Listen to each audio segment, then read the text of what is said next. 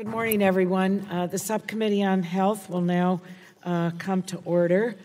Let me just say that we will hear several deeply personal stories from our witnesses today, and we're grateful on behalf of all of my colleagues to have you with us. We appreciate your being here today and the testimony that each one of you are going to give. Our subcommittee has always prided itself on a tradition of respect and collegiality, and so I ask not only all the members but also the everyone that's here in the hearing room today to continue in that tradition. The chair now recognizes herself for 5 minutes for an opening statement. Nearly 50 years ago, the Supreme Court of the United States affirmed the right of every woman to make decisions about her own life, her body, and her future. Now that right is under threat by state laws restricting and banning reproductive health care and abortion care.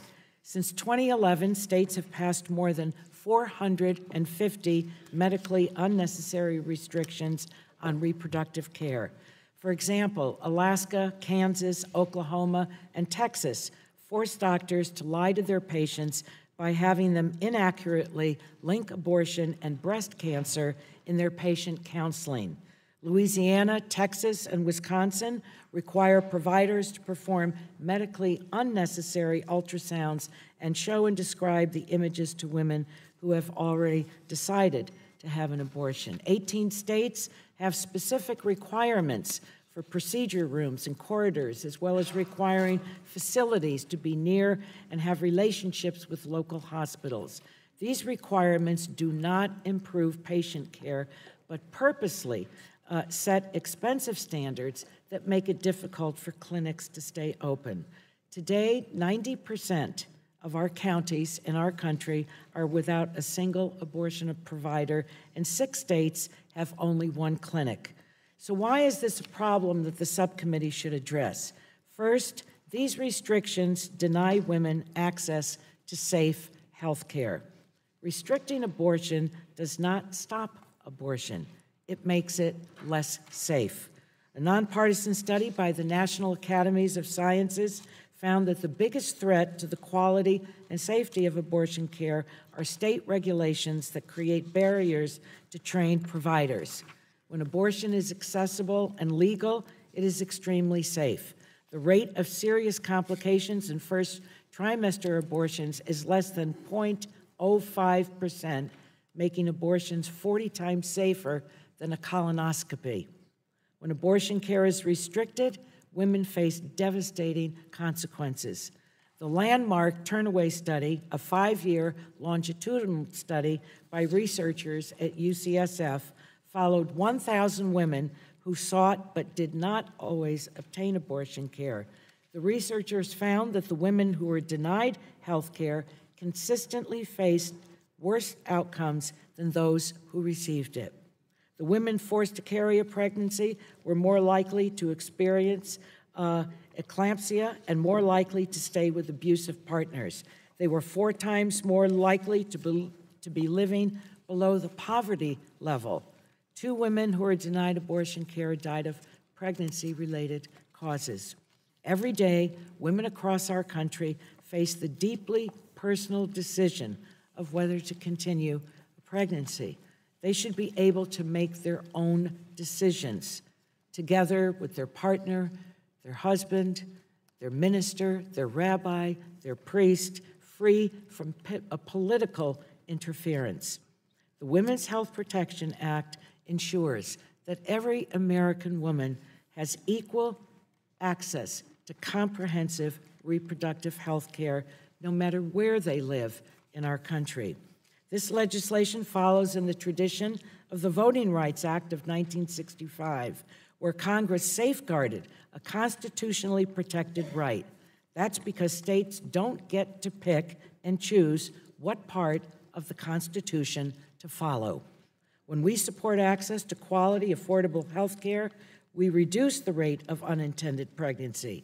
Today, the teen birth rate is at a record low. Total unplanned pregnancies recently hit the lowest level in 30 years. Any member who wants to reduce abortions can support public health programs proven to reduce unintended pregnancies, including increased access to no-cost contraception as provided by the Affordable Care Act, comprehensive sex education that includes medically accurate information, programs to support women facing domestic violence and sexual abuse, expanding Medicaid coverage rather than cutting it by $920 billion as the president proposed this week in his released budget. The chair now recognizes Dr. Burgess, the ranking member of the Subcommittee on Health, for his 5 minutes for an opening statement. And I thank the chair. I do feel that today's hearing is an indication of where the Democratic Party is headed. The policy concerns surrounding abortion and the right to life are not new, but a bill such as H.R. 2975, with over 200 members of the Democratic Party in support, is in fact unprecedented. This bill before us today transcends pro-life and pro-choice issues. The question of abortion, sometimes reduced to yet another political issue, is personal for some of us. It's personal for me. My belief in the right to life has influenced my professional career for much longer than my time in Congress. Before being elected to represent the 26th District of Texas, I spent over 25 years practicing as an OB-GYN in North Texas. My medical career was rooted in my pro-life practice and the belief that all life had meaningful potential. In the span of my career in obstetrics, I delivered more than 3,000 babies. Not only did I have the joy of seeing these babies when they were delivered, but throughout my career, I witnessed great advances in technology. It's interesting, at the time that Roe v. Wade was adjudicated by the Supreme Court, sonography was itself in its infancy. It is technology that was really only available to me in the latter half of my residency at Parkland Hospital, and they've seen great strides. And yes, for those of us who've watched a baby with purposeful movements in utero, there's no question to me about the sanctity of life. While my work has changed, I now spend late nights delivering policy rather than babies. My dedication to pro-life medicine remains steadfast. Ironically, the bill is called the Women's Health Protection Act of 2019, even though if this bill became law, it would put women's health and safety at risk. The heavy-handed language that this bill uses is what places that risk by codifying that there may be no restrictions, no prohibitions on any particular abortion procedure prior to viability, may place at risk a number of women to potential harms associated with certain abortion procedures and complications such as infection, bleeding, uterine perforation, with no ability to regulate for safety purposes. Not only does the bill raise questions about the Democrats' concern for women's health and safety, it also raises questions about the regard for the United States Constitution. The Supreme Court established the viability test in Roe versus Wade in 1971. The standard says that once a baby reaches the point of viability, a state may regulate or prohibit abortions. In Justice Blackmun's opinion in Roe v. Wade, he stated that viability is usually placed at about 7 months or 28 weeks gestation, but it may occur earlier, even at 24 weeks. In 1973, a baby being born at 24 weeks had very dim chances for survival. But I will tell you, throughout my career, the youngest gestational age baby that I personally delivered was 23 weeks, and that child went on not just to survive, but to thrive without any neurologic sequelae. Last week at the State of the Union, President Trump recognized a young girl and her mother in the crowd. This youngster, Ellie Schneider, was born severely premature at 21 weeks. Ellie is now perhaps the youngest baby to survive early gestational delivery in the United States, and she's now a happy and healthy 2-year-old. So for me, it's incredible to see the medical advances saving the lives of mothers and babies. As the viability of a baby occurs earlier with the help of medical innovation, the Roe versus Wade standard inherently extends the rights of states to regulate earlier in a pregnancy term. A bill like this seeks to override and dismiss the viability standards set by the Supreme Court in the wake of medical advances that are saving babies' lives. The bill would also codify into law that access to an abortion is essential to women's health and, in fact, is contrary to one of the founding principles of our country, which is a right to life. The federal government should work to overcome the factors that lead to abortions and should support well-crafted legislative proposals that directly address these factors, but that is not this bill. I'm a physician. Most members of Congress are not. But this bill does cross the line. It's perhaps the most uncomfortable and threatening legislation that I have seen that threatens not just hospitals, doctors, but the very women patients we serve. I yield back my time. Gentleman yields back. It's a pleasure to recognize the chairman of the full committee, Mr. Pallone, for his 5 minutes for opening statement. Thank you, Madam Chair. Today's hearing is on legislation to protect women's access to abortion care.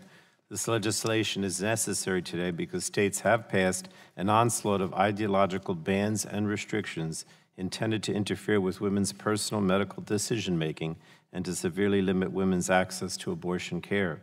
Since 2011 alone, anti-abortion state lawmakers have passed nearly 450 restrictive laws with the sole purpose of making it more difficult for women to access this care. They've passed mandatory waiting periods, requirements for multiple in-person visits, and requirements that doctors provide their patients with medically inaccurate information about the potential risks of the procedure. They've also passed ridiculous and unnecessary building requirements for abortion providers that are intended solely to shut down clinics that provide abortion services. And the result of these increasingly restrictive laws is that women all across the country are having a harder time accessing abortion care, which they have a constitutional right to obtain. Comprehensive health care means having access to affordable abortion care, which is a safe medical procedure with far fewer risks than many routine medical procedures. Repeated studies have confirmed the safety of abortion, including comprehensive findings by the National Academies of Science, Engineering, and Medicine.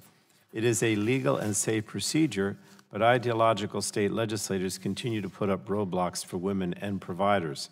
Today, nearly 90% of American counties are without a single abortion provider, and 6 states only have 1 abortion clinic in the entire state. The unfortunate reality in America is that your constitutionally guaranteed health care rights, are now dependent upon where you live, and that's simply wrong. Sadly, we know that anti-abortion restrictions fall hardest on those who already face significant barriers to health care, and that's low-income women, women of color, LGBTQ people, young people, and people living in rural communities. At a time when we should all be working together to reduce health care disparities, we're watching states across the country actively pass legislation that increases those disparities. And their actions are putting access to care further out of reach. One particularly alarming study from the Center for Reproductive Rights and IBIS Reproductive Health found that states with more anti-abortion laws have poorer health outcomes generally for both women and children than states that have fewer restrictions. This should be alarming to all of us, especially as we're faced with an increasingly dire national maternal health crisis that we also know disproportionately impacts women of color. It's for all these reasons that we're now holding this important and timely hearing on the Women's Health Protection Act. This legislation simply ensures that patients can access and healthcare providers can provide abortion services. It prevents medically unnecessary and burdensome restrictions that single out abortion services and deny women access to care. It's long past time that we affirm women's healthcare rights by ensuring that they can actually utilize those rights. The Women's Health Protection Act would do just that by ensuring the constitutional right to have an abortion is a reality for all people, no matter where they live. And finally, I want to thank our witnesses for being here today. I know this can be a very personal and at times difficult conversation to have in a public setting, and I want to express my sincere thanks and appreciation for all of you for being here today and sharing your experiences and expertise with the committee. And I'd like to yield a minute and a half to Representative Schakowsky. I thank the gentleman for yielding to me. Abortion is health care, and health care is a human right. This hearing is historic, but it's about time that the Congress has finally weighed in and said that we do support the right of women, regardless of color, of income, of state, of zip code, to have the health care that they need. This is about the women who deserve comprehensive reproductive health care, all of them.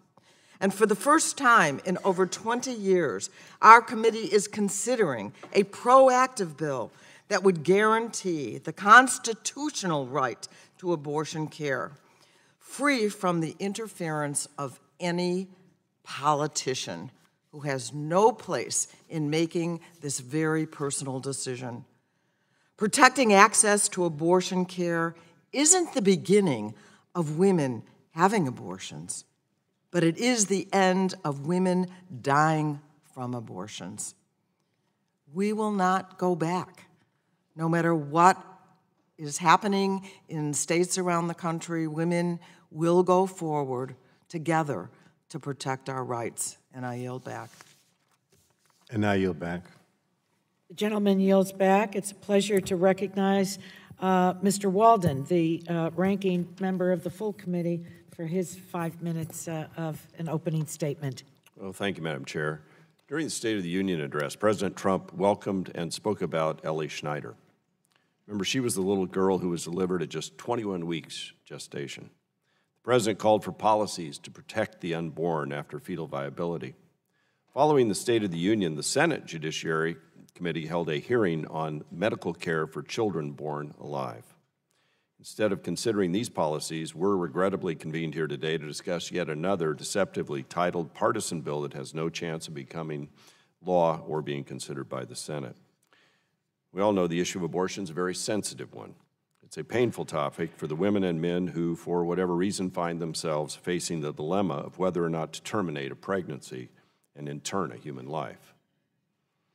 Abortion is one of the most polarizing subjects in American political discourse, but even many people that consider themselves pro-choice believe some restrictions are appropriate.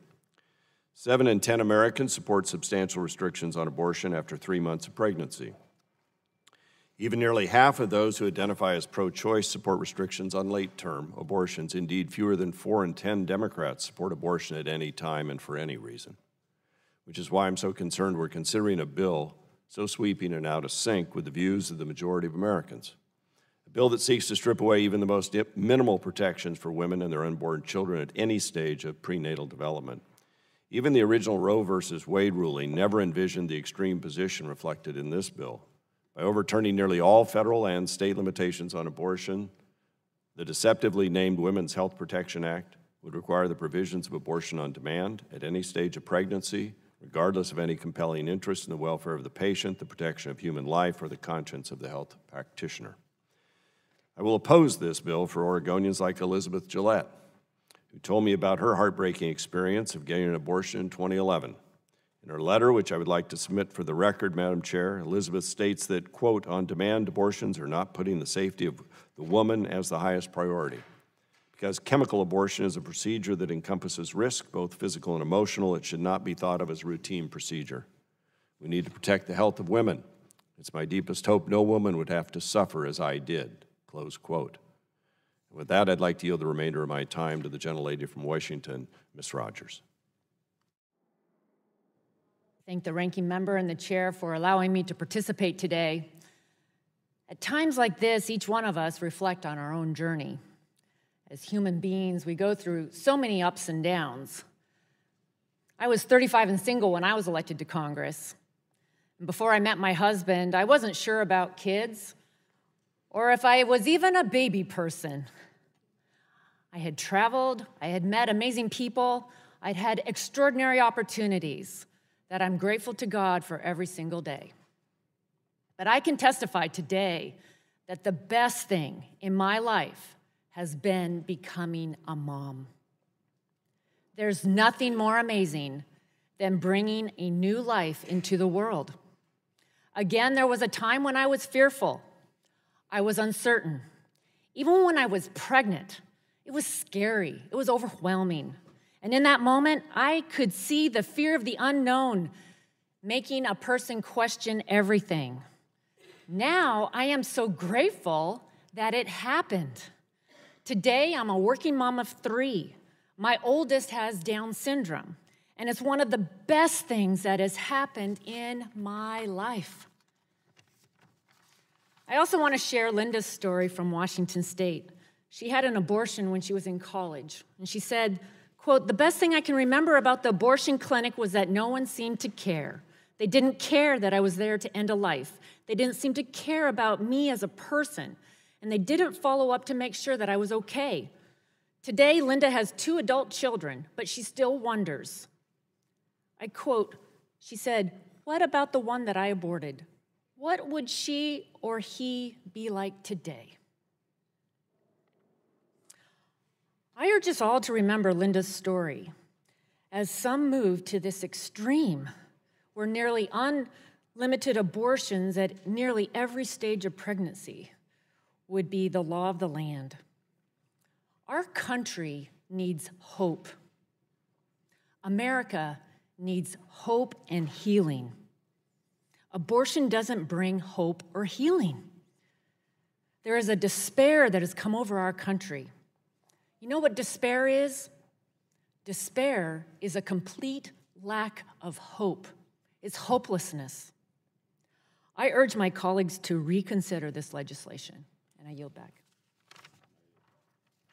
Gentleman yields back and asked for unanimous consent to have something placed in the record, so ordered.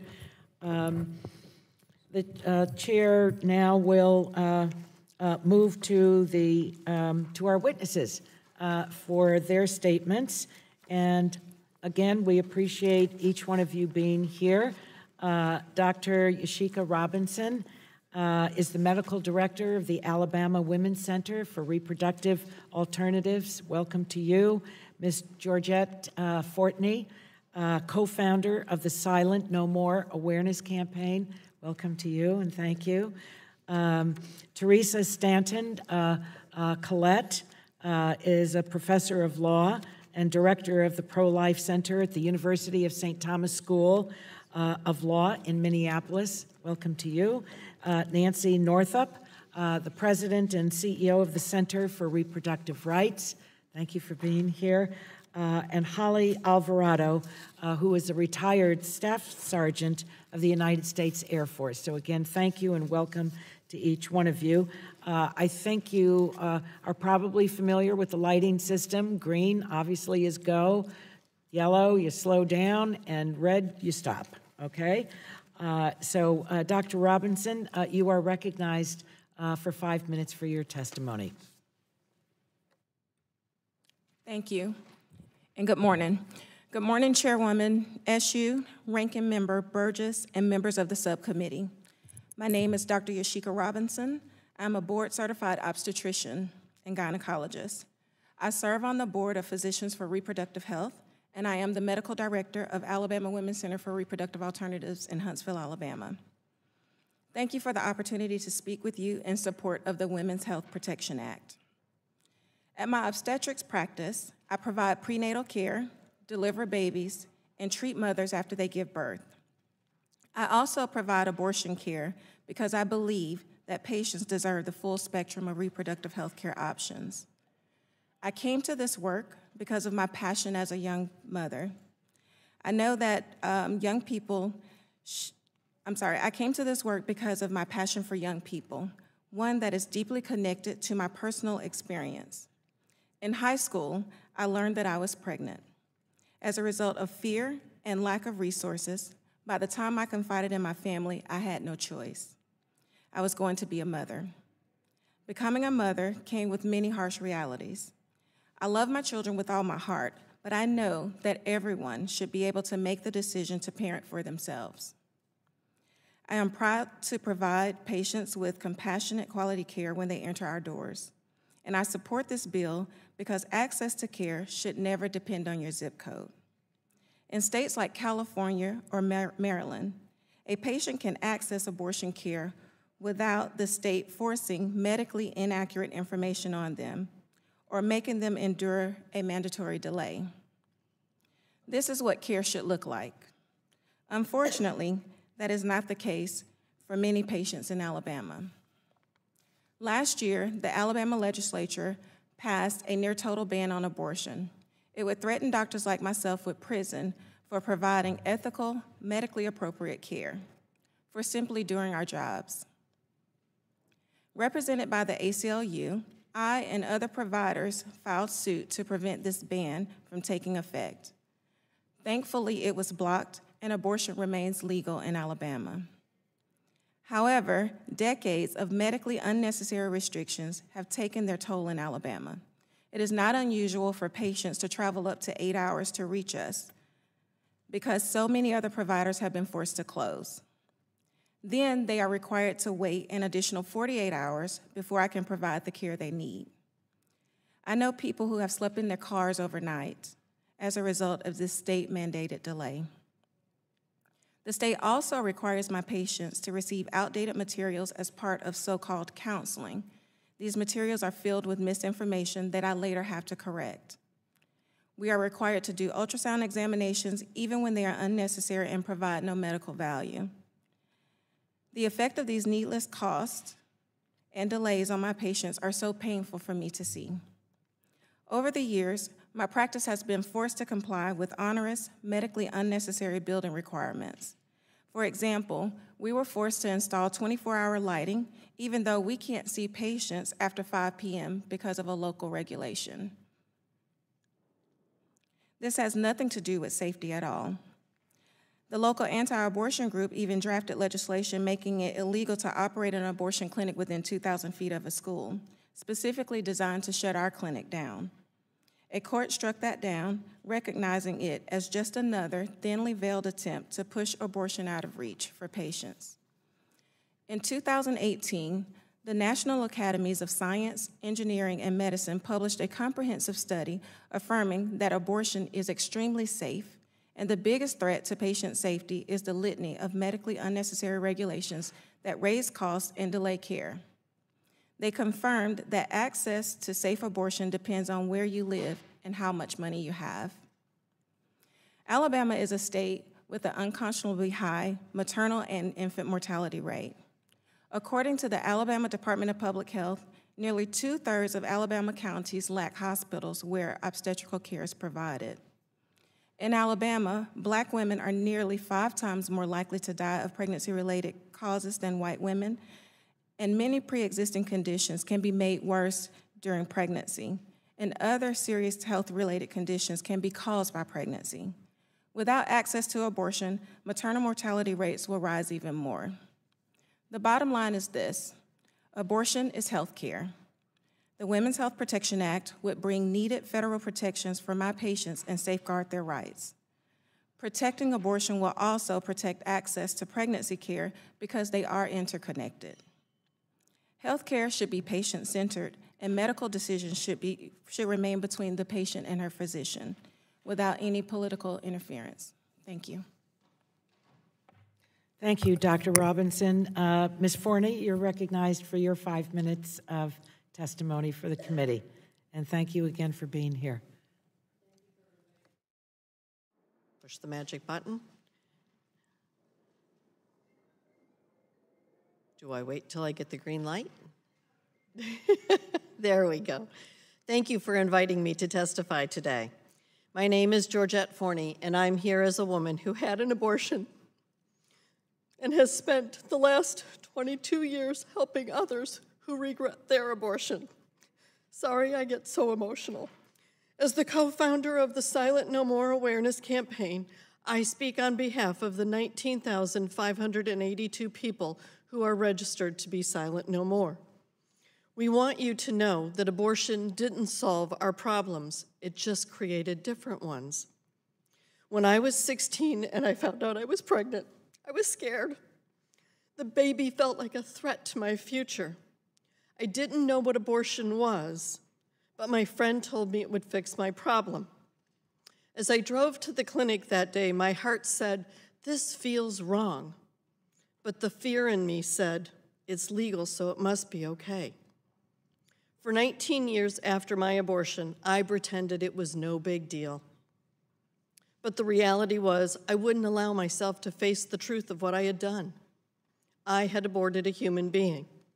Once I made that connection, everything changed for me. You know, as long as we stay in that place of denial, it's okay. We're okay. The problem is that sometimes something will trigger us. The birth of a child, the death of a loved one, a parent, or even a sonogram image.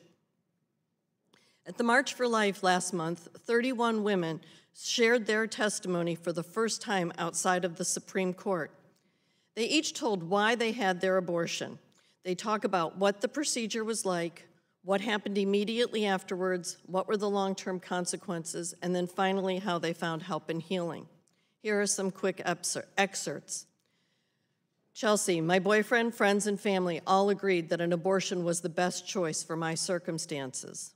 Lynn, I was 1 month from graduating from college and had just signed my first teaching contract.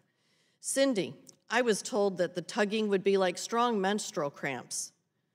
What I felt was intense pain and as though not only my baby, but my soul was being suctioned out.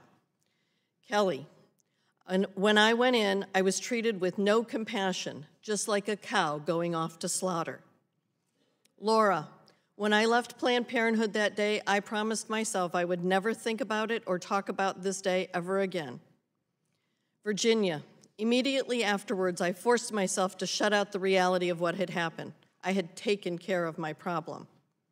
Cecilia, my life spiraled into a life of self-hatred, drugs, alcohol, and relationships.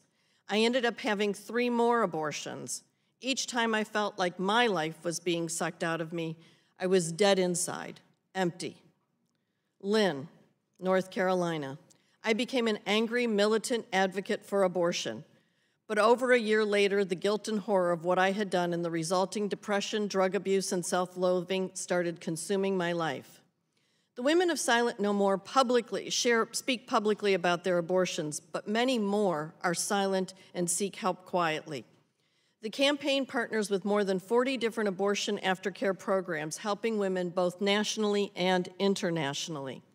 One program alone, Rachel's Vineyard, has helped over 326,000 individuals. These organizations have grown as women reach out to us for help because they're dealing with nightmares, depression, suicidal feelings and attempts, eating disorders, addiction, sexual dysfunction, and most common, a low sense of self-esteem. If abortion is no big deal, why are all these people going through healing programs? Also, there is clear evidence that tighter regulations of abortion clinics are needed. Consider the filthy Gosnell Clinic in Philadelphia, where Karnamaya Monger died, or the St. Louis Planned Parenthood that failed relicensing inspection last year when the DHSS discovered 4 women had suffered from major abortion complications. Or consider preterm in Cleveland, where a hemorrhaging abortion patient had to call 911 herself after being kicked out of the clinic because they were closing. And then there are women who can't speak. Keisha Atkins died at 23 in Albuquerque during a late-term abortion. Tonya Reeves died in Chicago after bleeding for hours after 3 botched abortion attempts. She was 24 and the mother of a baby. Jennifer Merbelli was 29 when she died. Cree Irwin was 24 when she died of an incomplete abortion in Michigan. Tell the families of these women that abortion must be protected. You say that abortion restrictions impact women of color, but the inconvenient truth is that women of color are being killed in the recent years more than the white women, like Cree, Tonya, and Keisha. Or how about Lakeisha Wilson, Jamie Lee Morales, or Maria Santiago? Do their Black lives and Hispanic lives matter? We need legislation that requires every state to report every abortion, every incident of physical harm by abortion, and every woman that dies by legal abortion is acknowledged. Let's get the facts. Trust women Ms. with Forney, the facts, you're- not rhetoric. Thank You're, you. almost a minute over time. Thank you for your testimony. I now would like to recognize Ms. Stanton Collette for your 5 minutes for testimony. Thank you, Madam Chair. Turn your microphone on. Thank you, Madam Chair. Great, that's good. Ranking Member Burgess, members of the subcommittee. My name is Teresa Collette. I'm a law professor in Minneapolis, as the chairwoman mentioned. I also, however, have a fairly robust litigation practice. Madam Chair, she may need to pull her mic a little bit closer to her. Thank you. I also have a fairly robust litigation practice and have represented numerous public officials in amicus briefs before the U.S. Supreme Court, federal courts of appeals, and state Supreme Courts. I've also had the privilege of serving as Special Attorney General or Special Counsel to the states of Oklahoma, New Hampshire, and also in Kansas. That is the basis of my testimony today, which represents my personal views, not the views of my employer, the University of St. Thomas. It is important to note what is absent from this bill at the outset. Number one, while the bill recognizes that abortion is constitutionally protected, it fails to recognize the unique nature of abortion. Abortion, unlike the other procedures that are listed as comparable procedures in the legislation, in the words of the Eighth Circuit, ends the separate, unique human life. There is no other medical procedure that is undertaken in this country where that is permitted. It is also important to note that many of the premises of this bill are simply false.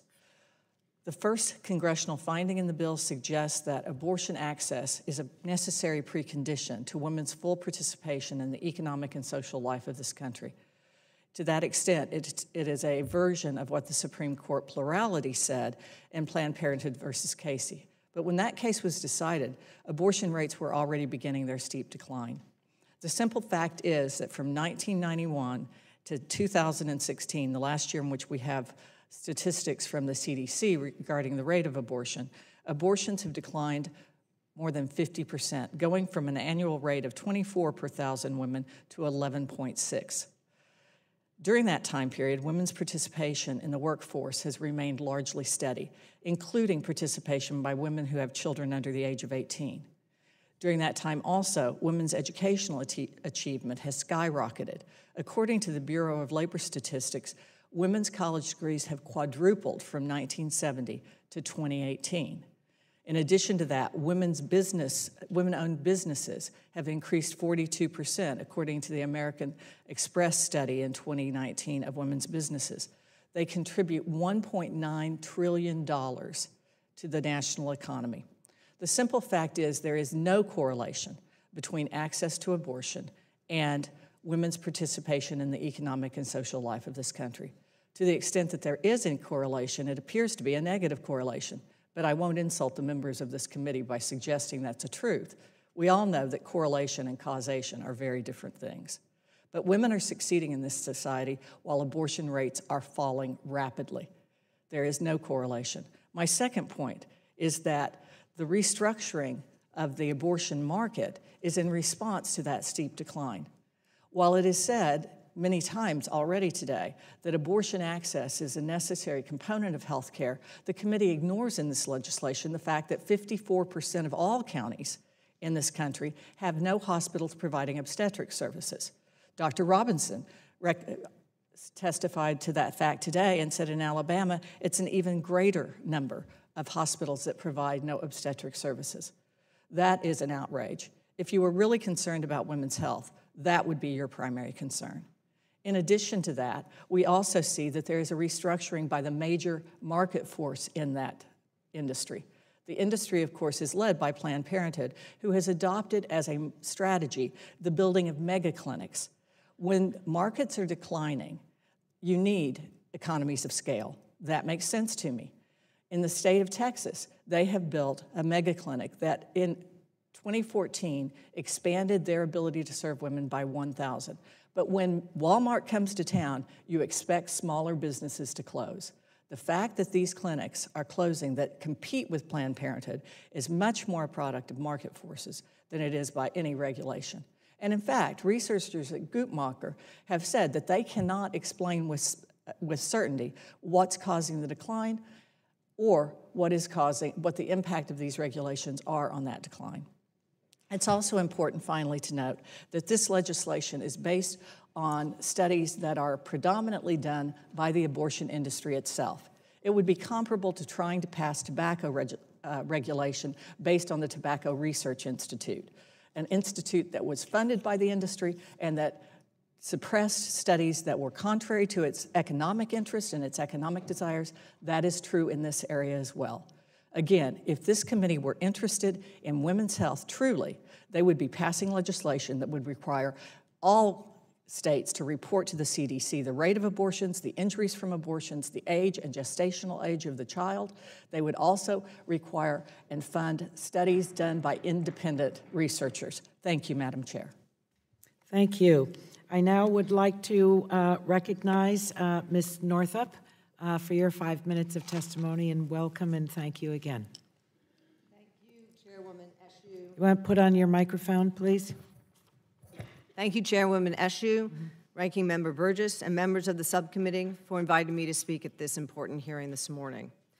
Right now, one of the most basic protections of our Constitution, the right to make for ourselves the important decisions of our lives, is under attack.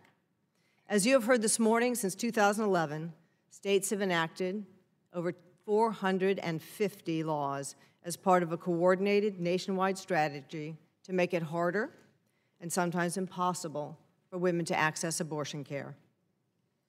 Last year, in 2019, we saw extreme abortion bans enacted in state after state. These attacks come against the backdrop of the President's vow to appoint justices to the Supreme Court who will overturn Roe v. Wade. And judges hostile to reproductive rights are being confirmed on our federal trial and appellate courts. Recently, people across the nation have been calling on Congress to stand up for women and codify Roe. The Women's Health Protection Act is the answer to that call. The moment is now to draw the line on the decades of assaults on women's rights. My name is Nancy Northrup, and I'm President and CEO of the Center for Reproductive Rights. We're a nonpartisan, nonprofit, legal organization working to ensure that reproductive rights are protected as fundamental human rights around the world. Since our founding in 1992, we have litigated hundreds of cases in state and federal courts, including in the Supreme Court, where we will be back in 3 weeks. I have led the Center for 17 years, and I have been an abortion rights advocate for far longer than that. Never have I been as concerned as I am today about the promise of Roe being hollowed out for too many women in this country. 47 years ago, the Supreme Court recognized in Roe that the right of personal liberty guaranteed in the 14th Amendment includes the decision by a woman to end her pregnancy. As the court would later explain, it is the promise of the Constitution that there is a realm of personal liberty that the government may not enter. This protective realm is the hallmark of a free society. It is for each one of us, and not the government, to decide for ourselves the intimate and profound choices of our lives that we're hearing about this morning. These choices include whether and who we choose to marry, whether and when to have children, and how we raise our children with our values and our beliefs. The commitment of Roe to women is that we, too, are guaranteed the dignity and respect to make the critical decisions about our bodies, our health, and our lives. That guarantee is being obliterated by the avalanche of restrictions that have been designed to make the right to abortion unavailable in fact. Where not blocked by court orders, this new wave of restrictions are closing clinics, exacerbating inequalities, and harming women and their families. The 2019 state legislative session marked a new level of extremism, including 9 blatantly unconstitutional bans, such as the blanket Alabama ban. New restrictions are still moving through the legislatures as we sit here today. 90% of American counties have no abortion providers, and 6 states have but 1 clinic. The impact of these restricted laws are deeply unequal, falling most heavily on people who already experience significant systemic barriers to quality health care, including those who are women of color, low income, rural, immigrants, LGBTQ, young, and living with disabilities. That is why Congress needs to pass the Women's Health Protection Act. The bill creates a statutory right for health care providers to provide care and a corresponding right for their patients to receive care free of medically unnecessary limitations and bans that single out abortion and impede access to services. It is a meaningful, concrete step to ensuring that Roe is real for all women. The Women's Health Protection Act is targeted at a specific problem on medically unjustified laws and bans. Access is also denied to women in this country for other reasons, including discriminatory restrictions on insurance coverage like the Hyde Amendment. Other important abortion access bills, most notably the Each Woman Act, are needed to address this inequality. After so many years of chipping away at Roe, multiple efforts are needed to restore access to abortion care.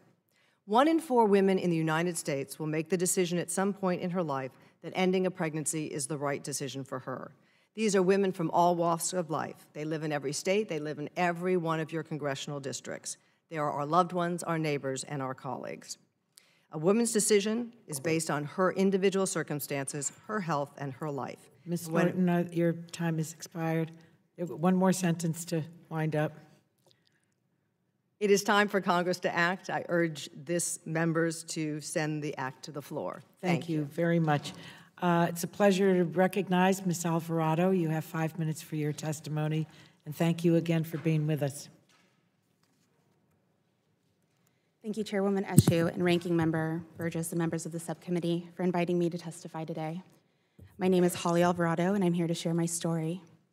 In 2009, I faced multiple barriers in accessing abortion care due to burdensome and medically unnecessary state abortion restrictions. I'm here today to show you how important it is that you pass the Women's Health Protection Act. I served in the United States Air Force from 2006 to 2011 as a law enforcement officer.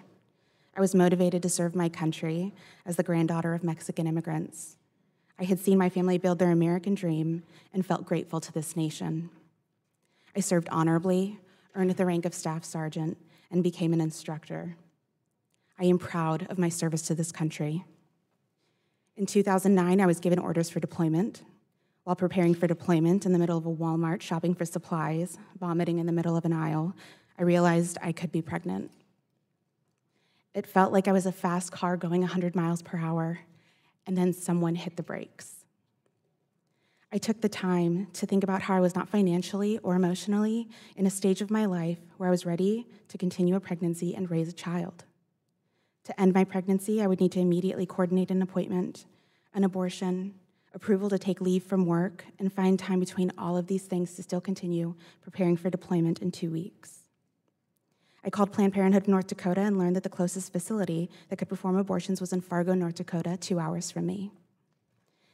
North Dakota only has 1 abortion clinic, which means longer wait times for an appointment.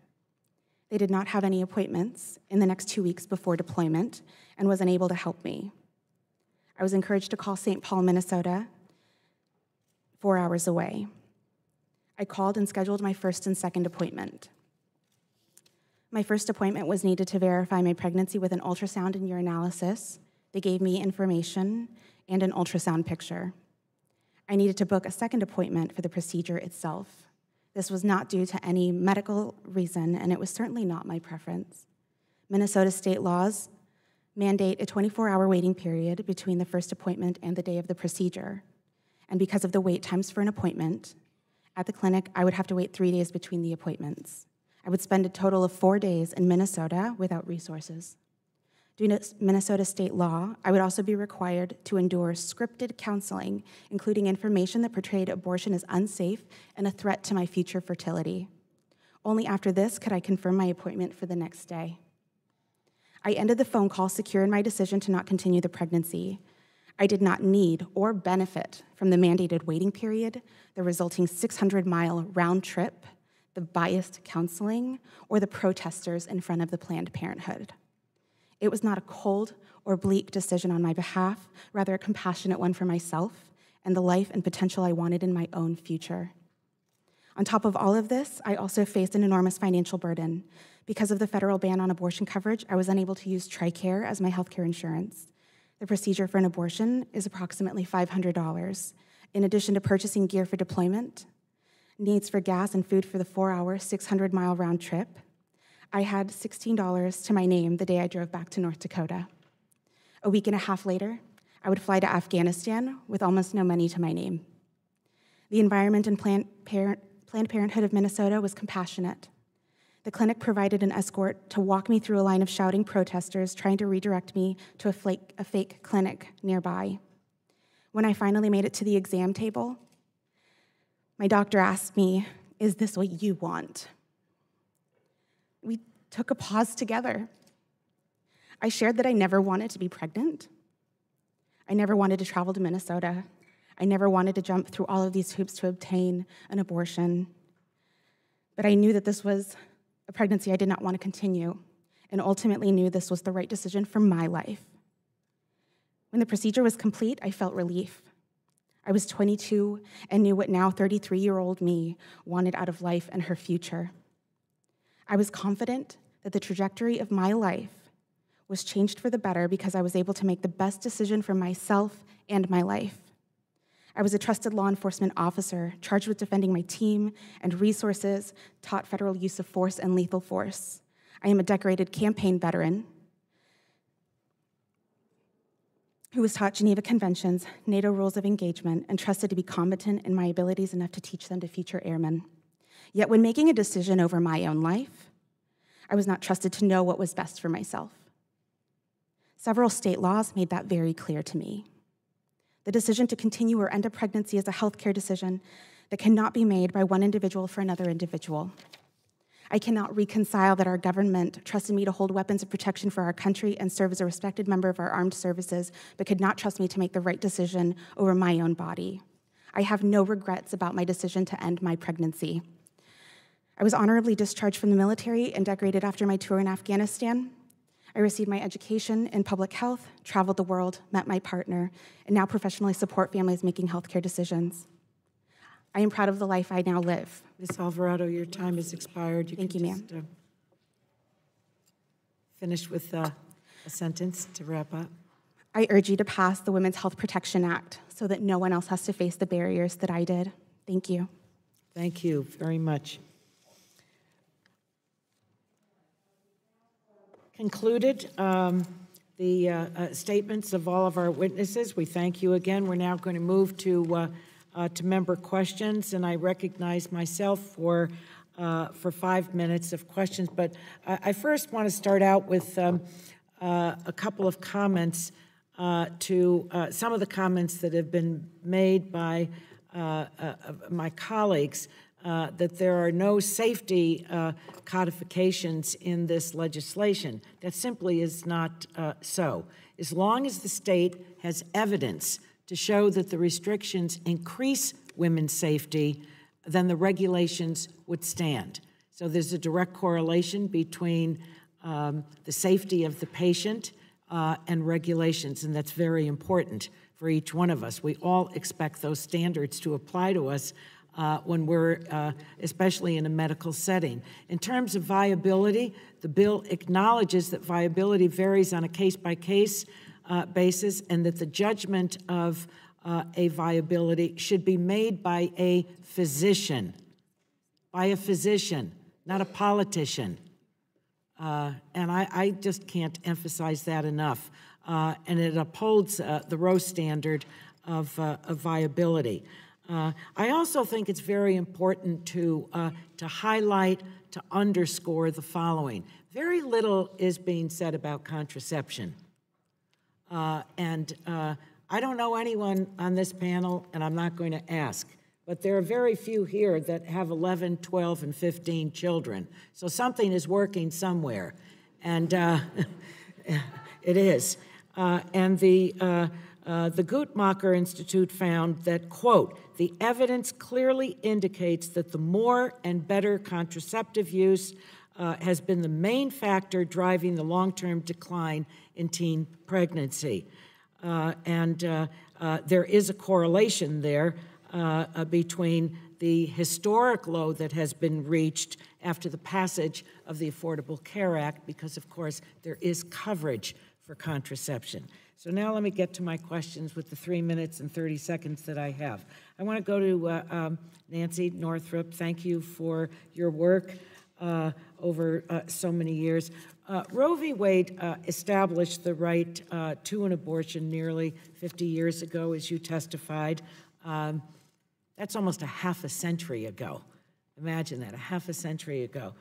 But can you speak to the disparities given what the 450 laws that have been passed between a woman living in, say, Fort Worth or Fort Wayne, Indiana, what they get to exercise in terms of a right, and a woman living in my community in Palo Alto, California? Because I think that these disparities are deep and they're wide and they need to be emphasized. So can you comment on that first, please? Your microphone. So the constitutional standard is strong, and as you say, almost 50 years, that each of us has the constitutional right to make this decision pre-viability. But the reality is, because of restrictions, that there are vast differences. And those differences include the ones that Ms. Alvarado testified to about having to make multiple trips, having to have scripted, unmedically based information that the doctor must give to the patient, the depriving of health insurance coverage, which Ms. Alvarado also talked about. And so we have a situation in the United States today where, in a place like California, where there is access to services in people's own communities, and other states, the state of Louisiana, which is going to be before the Supreme Court in 3 weeks, and we're representing the clinic in Shreveport there, there's only 3 clinics left in the state of Louisiana, one in New Orleans, one in Baton Rouge, and one in Shreveport. And if the law were to go into effect, if we are not able to win this case in the Supreme Court, Louisiana will be down to 1 clinic, 1 doctor for the entire state, for 1 million women. I mean, the record is really very full relative to these deep and wide discrepancies. So it's based on zip code. It defies what the Supreme Court decided. And if you live in any of these states and you're a woman, politicians are going to make the decision. You have nothing to do with your future. I recognize fully that there are those that would and that have the right to in our country to choose not to undergo an abortion. That's what the word choice means. But this is forcing people to do one thing. So it wipes out choice. Dr. Robinson, can you describe for us, of course, abortion care in Alabama is legal. Walk me through, or walk us through, exactly what happens. To say that it's legal, however. What comes after that comma of however? Sorry. Despite the fact that abortion care is legal in Alabama, we only have 3 clinics to service the whole state. And with that being said, our facility actually services patients from 5 states because of restrictions that have closed clinics in the other areas or restricted the gestational age. So even though there are other areas that have clinics, we have patients that have to travel very far to get to us. What that means is that women, especially those that come from a low-income family who are already struggling to make ends meet, it may be difficult for them to access care despite the fact that there's a facility there in Alabama. Was the penalty of 99 years for doctors passed in Alabama and then struck down by lower court? That's correct. 99 years for a doctor. I mean, that is enough to take anyone's breath away. I'm out of time, and I now would like to recognize Dr. Burgess, the ranking member of the subcommittee. And again, I thank the chair. Just before I started my questions, I do feel obligated to point out that there is a serious illness going on half a world away, and I do hope this subcommittee, which has the primary jurisdiction over health, will take that up seriously some point in the near future. We've waited some time for that, with a formal hearing, not just a briefing. Now, I do want to thank our witnesses for being here today. If I could just say something, Mr. Burgess, the subcommittee is certainly not ignoring the coronavirus. We have had classified briefings that have been very important. We have had open briefings where we have all participated, and I feel as up to date on the information as is possible, and we will have a hearing with other stakeholders from outside of the administration to advise us. But in no way, Dr. Burgess, and I think that you know this, are we ignoring this. We have scheduled the end of this month the hearing with the Secretary of HHS. He was the one that wanted to come in and do the briefing. He said, I'm the one that should be doing it and not anyone else. He gave us the date. I said, terrific. I will welcome you. We will all welcome you. So to suggest that we're ignoring the coronavirus is simply not so. But as you know, a hearing is different from a briefing, and there's no transcript from a briefing. We had a hearing with the Secretary. I just explained to you. He wanted to come. He said, I'm the top person. I'm the one that wants to do it. I don't want to spend so I said yes. I don't want to spend any more well, I time. want to respond because you're suggesting that we're ignoring it. I'm simply suggesting it is an important issue that we need to take up. I do want to thank our witnesses for being here today. Ms. Alvarado, thank you for your service to the country. I know this is a difficult subject, and I guess Ms. Forney and Ms. Collette, I would like to ask you, both of you referenced data collection and data reporting. How do each of you think that that would make a difference if we were to engage in that aggressive data collection, data reporting that you've both described? Where would that go? I would say that the key to this is that we would have real information, facts, as opposed to estimations. The fact that there are certain states that don't even submit their data for the CDC makes it impossible for us to really follow the numbers and track injuries and deaths. Whenever a woman dies by abortion, the underlying cause is featured instead of the abortion on the death certificate. These things are creating data confusion, if you will. So I believe that if we're really interested in caring about women, we start with getting good information so we're not using data from organizations that have predetermined agendas. Congressman Burgess, the fact is that to the extent there is good data, it's largely from European countries where they have universal health care, and that creates a database for the investigators that want to look at the psychological harms that can arise from abortion, whether they were based on a pre-existing psychological weakness. They also have better data on the correlation between suicide and post-abortion experience. So we don't have a comprehensive health care system, and I am glad we don't, frankly, but we could have comprehensive reporting, which we simply do not have in this country.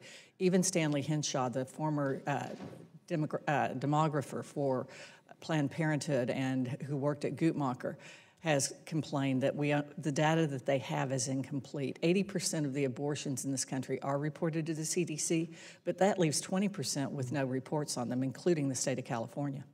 Well, it's just interesting. Yesterday in a different subcommittee, we had a hearing on self-driving cars. I realize that sounds unrelated, but the almost universal and all of the witnesses that were there was the acknowledgement that we needed good data on safety and accidents, and to be able to legislate around that space was virtually required to have the information. That's why when both of you brought that up this morning, it struck me that that is something that where I think we would all benefit.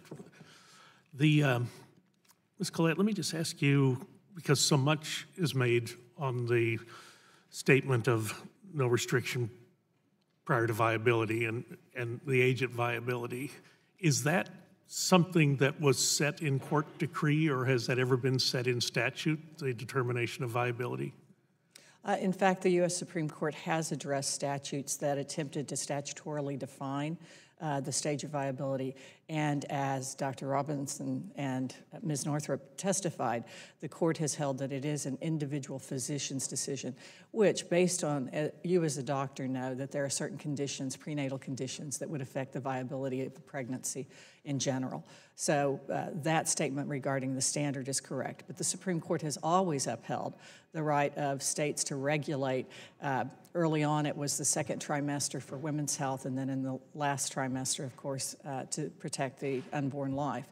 And now under Casey, that's not even the standard. The standard is, does the law create a substantial obstacle to a woman's access to abortion? But it strikes me during the continuum of my professional career, that level of viability has Parkland Hospital, we were told we had to get a gestation of 33 weeks if there's going to be any hope. 23 weeks was my individual level, and then we saw it at the State of the Union 21 weeks. So it does seem to be changing. Are we technically capable of keeping up with the fact that the actual length of gestation is changing for viability? We're seeing many legislatures examine that very question, and sometimes it's not simply the duration of viability, but as well as the weight, the estimate of weight, which is why ultrasound is so important. Okay. Thank you. I yield back. The gentleman yields back. Pleasure to recognize the chairman of the full committee, Mr. Pallone, for his 5 minutes of questions. Thank you, Madam Chair, and I want to thank the witnesses for being here, because this hearing is an important step towards, or forward, I should say, in protecting access to abortion and stopping unnecessary state laws that intrude on a woman's ability to exercise her constitutionally protected right to abortion. But I wanted to focus on the actual bill today and what that means for abortion access. So let me start with Ms. Northrup. Will you discuss why you believe the Women's Health Protection Act is necessary and what effect the bill would have if it became law? Briefly. So yes, necessary. Yes, necessary, as we've been talking about this morning, the avalanche of laws. And what the Women's Health Protection Act does is make sure that doctors have a right to provide services free from unnecessary regulations and unscientific regulations, and women have a right to get that care.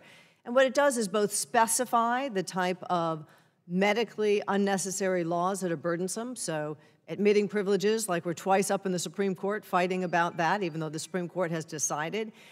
Waiting periods that aren't medically necessary, the kind of hallmark or hallway restrictions and so forth that aren't necessary, and that it also provides a broader test for new kinds of things that will come up to make sure that they are medically based.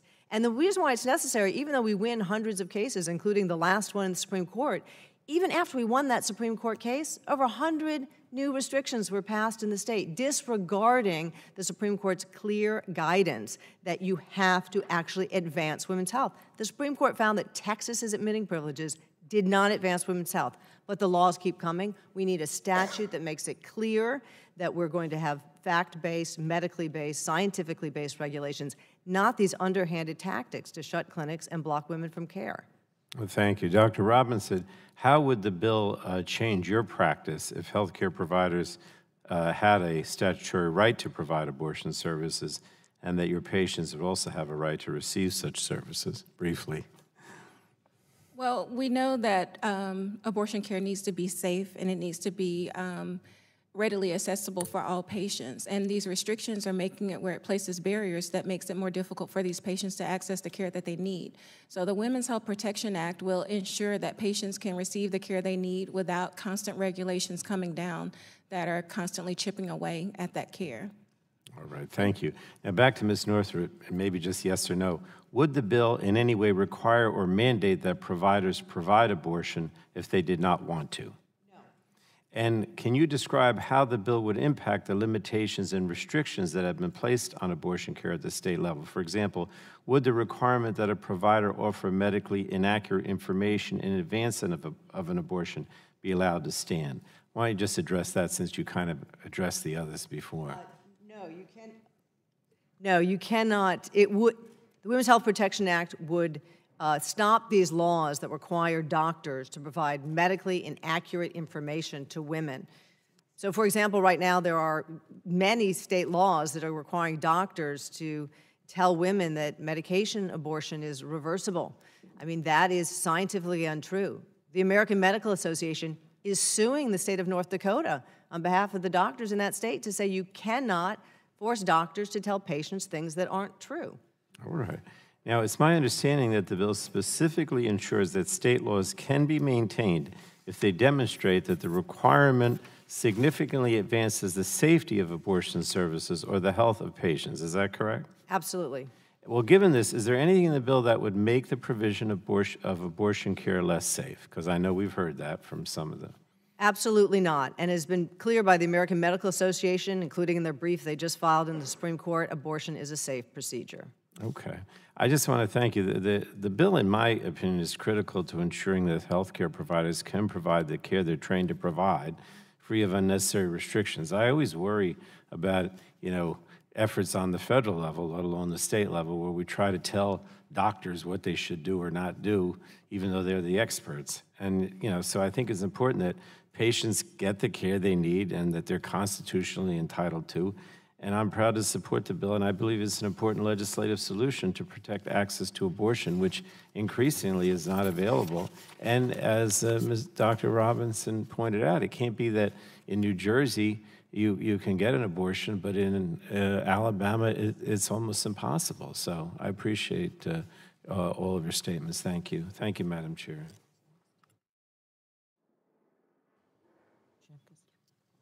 The gentleman yields, and it's a pleasure to recognize the gentleman from Illinois, Mr. Shimkus, for his 5 minutes of questioning. Thank you, Madam Chairman. Before I start, I just want to congratulate you and my colleagues. This is such a tough issue, and if we continue to deal with this with dignity and respect, I think it'll bring some luster back onto the legislative branch that we can have this tough discussion.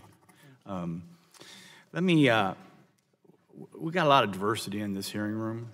Why are we, as individual humans, diverse? What is it that makes us different? Anyone know on the panel?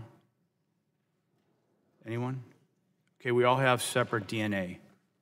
It's our DNA strand that defines who we are, and all our differences: red hair, blonde, black hair. And when is a separate DNA formed, Dr. Robinson, of an individual? I mean, you're a doctor, so you should know this. When is a separate, distinct DNA of an individual formed? I don't know that question has ever been posed to me or that I've thought about it. So okay, well, let me just say, anyone want to answer that question? Ms. Collette? Congressman, Dr. Jerome Lejeune provided comprehensive testimony on this point at a trial court level in Tennessee. That testimony is available, and I'd be happy to forward it to your office. But it's at the moment that the sperm and the egg unite. It's at the moment of conception. Half the DNA. Conception in the medical literature has changed, so it's at the moment of fertilization. Some medical journals use conception to mean implantation. Okay. Well, thank you for that. The point being is that half of the DNA comes from the woman, half from the male, and that makes you distinct, separate entity. And I think that's important. When does a child's heart begin to beat on its own inside the womb? Anyone know? Ms. Forney? I believe it's 28 days. 6 to 7 weeks is what most... No, I mean, I think it's 28 days, which would be more like 4 weeks. Dr. Robinson?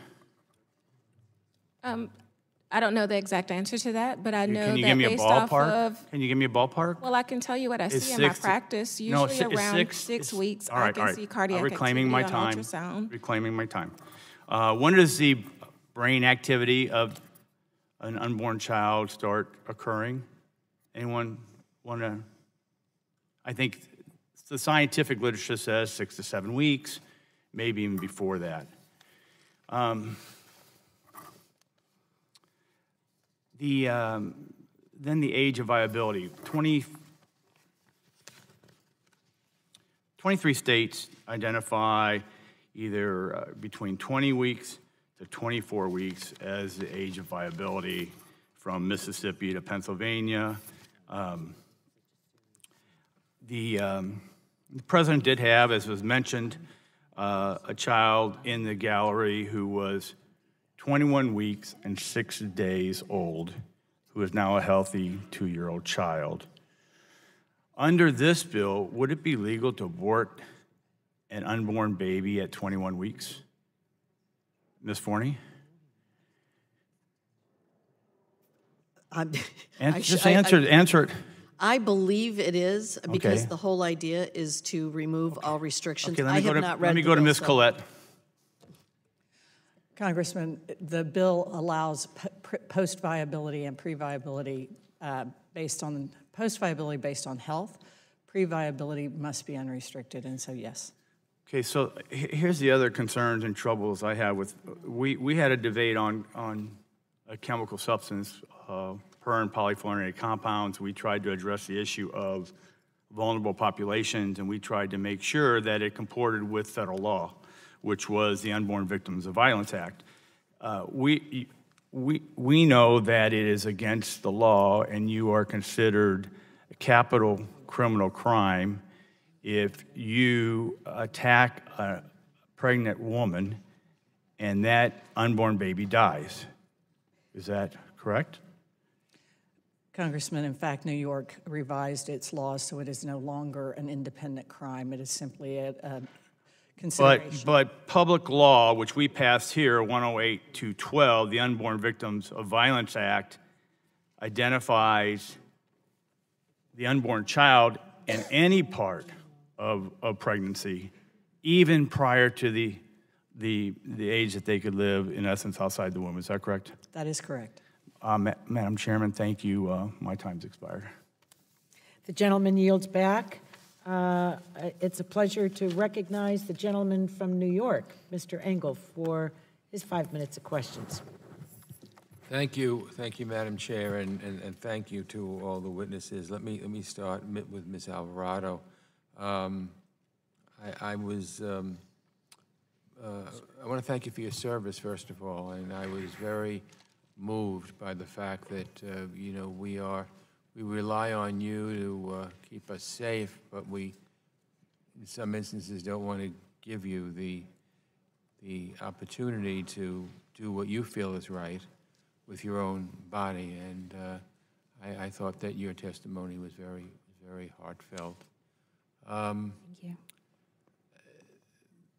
The abortion issue has always been an issue that both sides take stands and kind of butt heads with each other. You know, my third child was born when I was 46 years old, and my wife was 40. We didn't expect it. And we made a choice to have the child, but that was our choice. I do think that people have the right to make that choice for themselves, and people who feel that abortion is not something they'd consider for moral reasons or anything else, then I believe that they need to do whatever they feel in their heart. But I don't believe that they ought to be restricting other people who may feel differently, and that to me is very important. Now, since 2011, we've seen a tide of Republican-controlled states pass about 450 medically unnecessary restrictions that limit access to abortion care and make it harder for women to get comprehensive health care services. Ms. Northrup, can you describe how these state laws and restrictions limit access to abortion care, and what the outcomes have been in states that have enacted them? Yes, the outcome of these state restrictions, many of which are designed to make it very hard to provide abortion services, is that clinics do in fact close. And when clinics close, women have to travel farther. They need to take time off. They need to sometimes make multiple trips and drive hundreds of thousands of miles. And an example of this is the state of Texas, which is the case we took to the Supreme Court in Whole Women's Health. versus Hellerstedt, Texas passed an admitting privileges law, which is not medically justified, which the Supreme Court found did not advance women's health at all, because hospitals within 30 miles of an abortion provider can turn down admitting privileges for every reason that they want, economic basis of the hospital, or that they don't like the provision of abortion services, and they're not going to give providers privileges. And half the clinics in the state of Texas closed. And that was the case until we won the Supreme Court case, and they could never reopen because it had been years of litigation. So it's an example of the devastation, and when those clinics close, it's not just abortion services that lost, but can be family planning services, STI services, and other important parts of women's health care. Well, how do states justify these laws when they know that so many of these restrictions are designed to limit access to what's really a constitutionally protected right? Well, I think it shows the fact that they are pretextual laws. They purport that they're about health care, but it's proved in court case after court case that they're not. And again, it's why the American Medical Association and 14 medical groups have filed a brief in the Supreme Court in the case to be argued in 3 weeks to say that abortion is a safe procedure, and the admitting privilege law in Louisiana, just like Texas, doesn't advance women's health. Well, a number of the state laws and regulations you've described have been struck down by the courts, and most notably in 2016, as you just mentioned, the Supreme Court struck down 2 Texas state laws that required abortion providers to have hospital admitting privileges and retrofit their clinics as ambulatory surgical centers. So could you again tell us why it's critical that we have a legislative solution to address state abortion restrictions instead of just relying on the courts to ensure that the constitutional right to abortion is maintained? Absolutely. So for those of us who litigate in the courts, it's like playing whack-a-mole. We win a case, and the next thing comes up again. After Whole Women's Health, more than 100 restrictions have been passed. The Women's Health Protection Act would provide statutory guidelines that are very clear about what is not permitted, and also a statutory test that would make sure that courts had to follow it. Right now, unfortunately, some courts are not following the Supreme Court's jurisprudence, and that's the case in Louisiana with the U.S. Court of Appeals for the Fifth Circuit, which is why we're back in the Supreme Court again on the same issue we already won. And also, we don't want to necessarily rely only on the courts. Congress has the authority to protect our constitutional rights as well. Thank you. I know my time is up. Thank you, Madam Chair. The gentleman yields back. The pleasure to recognize the gentleman from Kentucky, Mr. Guthrie, for his 5 minutes of questions. Thank you very much. When we were having our first child, she's 26 now, almost 27 years ago, we went to, we thought we were going to have twins, or we thought there could be twins, so back then they did the ultrasound, and at 10 weeks old, she was the size of a Teddy Graham, and if you're not as old as I am, I guess about the size of a gummy bear. She was sucking her thumb and had her own little personality and her own, so, I mean, no matter where you are on this issue, you can't deny these are human beings. I mean, and where you feel they have the right to life or not, that's a different question, I guess, for some people, but they are human beings. Well, now my 26-year-old is going to have our first grandbaby. When she was 13 or 14 weeks along, we went to see the ultrasound, and our little granddaughter, to be, and hopefully May 19th, was sucking her thumb just like her mother. And it was just amazing. That was almost looking at the same picture, other than it's clearer. And so these are distinct and individuals and with their own personalities, and they require their mothers to come into this world and to be life, and get into life.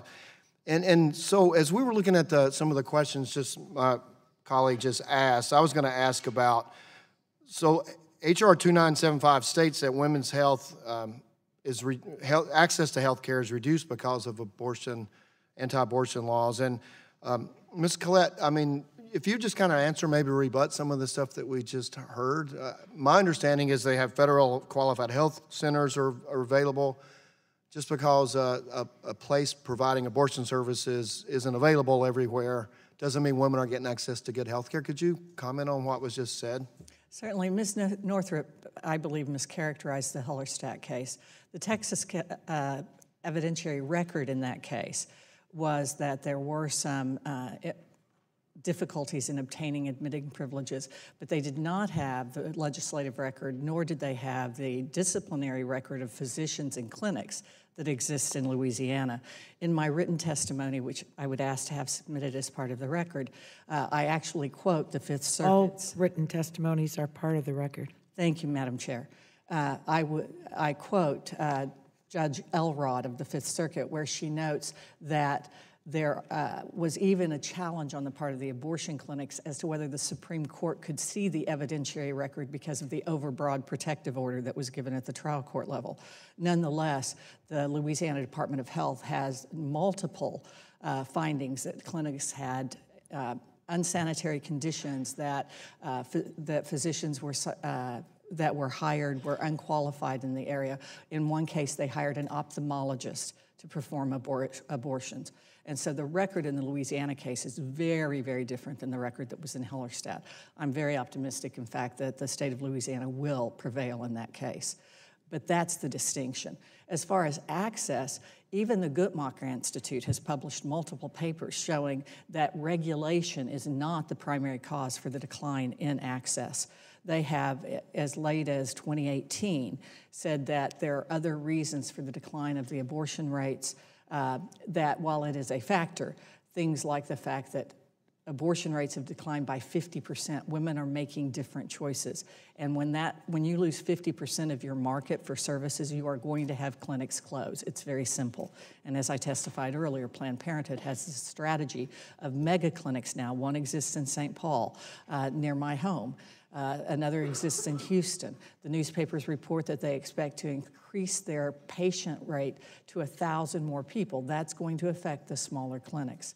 And as Dr. Robinson herself testified, there are times when clinics are located nearby, but that patients choose to go to other clinics for various reasons. Part of it might be the reputation of the clinic in part.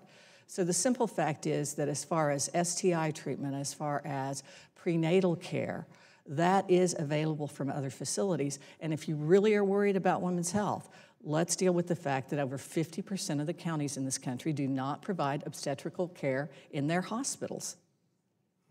Well, thanks. I also have a question. So the bill before us, H.R. 2975, forces states to allow abortion regardless of a patient's reasons for seeking abortion. Does that mean that you can have an abortion for any reason, along with this bill, Ms. Collette? Congressman, that is the state of the law currently pre-viability, and even in many states post-viability. For example, in my home state of Minnesota. So I only have 15. So sex selection would be sex selection would be permitted, yes, as would for racial reasons or for the disabilities of the child. Okay, thank you. I only have 5 seconds. So that's another question, so I'll yield back. Thank you for your answer. The gentleman yields back. It's a pleasure to recognize the gentleman from North Carolina, Mr. Butterfield, for his 5 minutes of questions. Thank you very much, Madam Chair, for yielding time, and let me thank the 5 witnesses for their testimony today. I know this is an important topic that we all must continue to have a conversation about. I spent 30 years in a courtroom, 15 years as a lawyer, 15 years as a judge, and I know that people feel very strongly about this subject. Years ago, I was very conflicted on the whole subject of abortion and where I should come down as an American citizen, as a human being. But Roe versus Wade seems to be the guiding star. That is the law of the land, and that's what's guiding me in my thinking.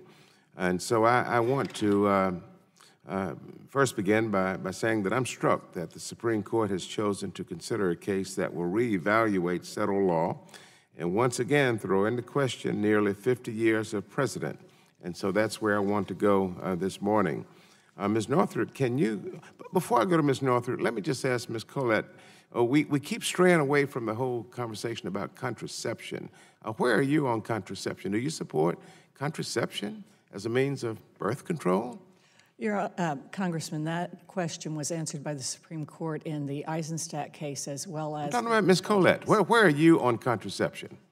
I am postmenopausal, Congressman, so it's really not a relevant question to me. Well, I determine what's relevant, and I would hope that you would answer the question. But let me continue. Time is precious. Ms. Northrup, can you tell us a little bit about this case the Center for Reproductive Rights is currently litigating, and what the outcome means for abortion jurisprudence in this country? Yes, so as I've testified before, the Center for Reproductive Rights won the case of Whole Women's Health versus Hellerstedt against Texas, both striking down its admitting privileges law and its requirement that every abortion clinic in Texas be an ambulatory surgical center. The state of Louisiana, despite that ruling, has persisted in insisting that it can have an admitting privileges law, and that admitting privileges law will have just as devastating effects in Louisiana. It would close all but one clinic and leave 1 million women in the state of Louisiana to have access to just one abortion provider. And so the district court agreed that it was unconstitutional. It found that it had no medical basis, as in the Texas case in the Supreme Court, and that it would harm women.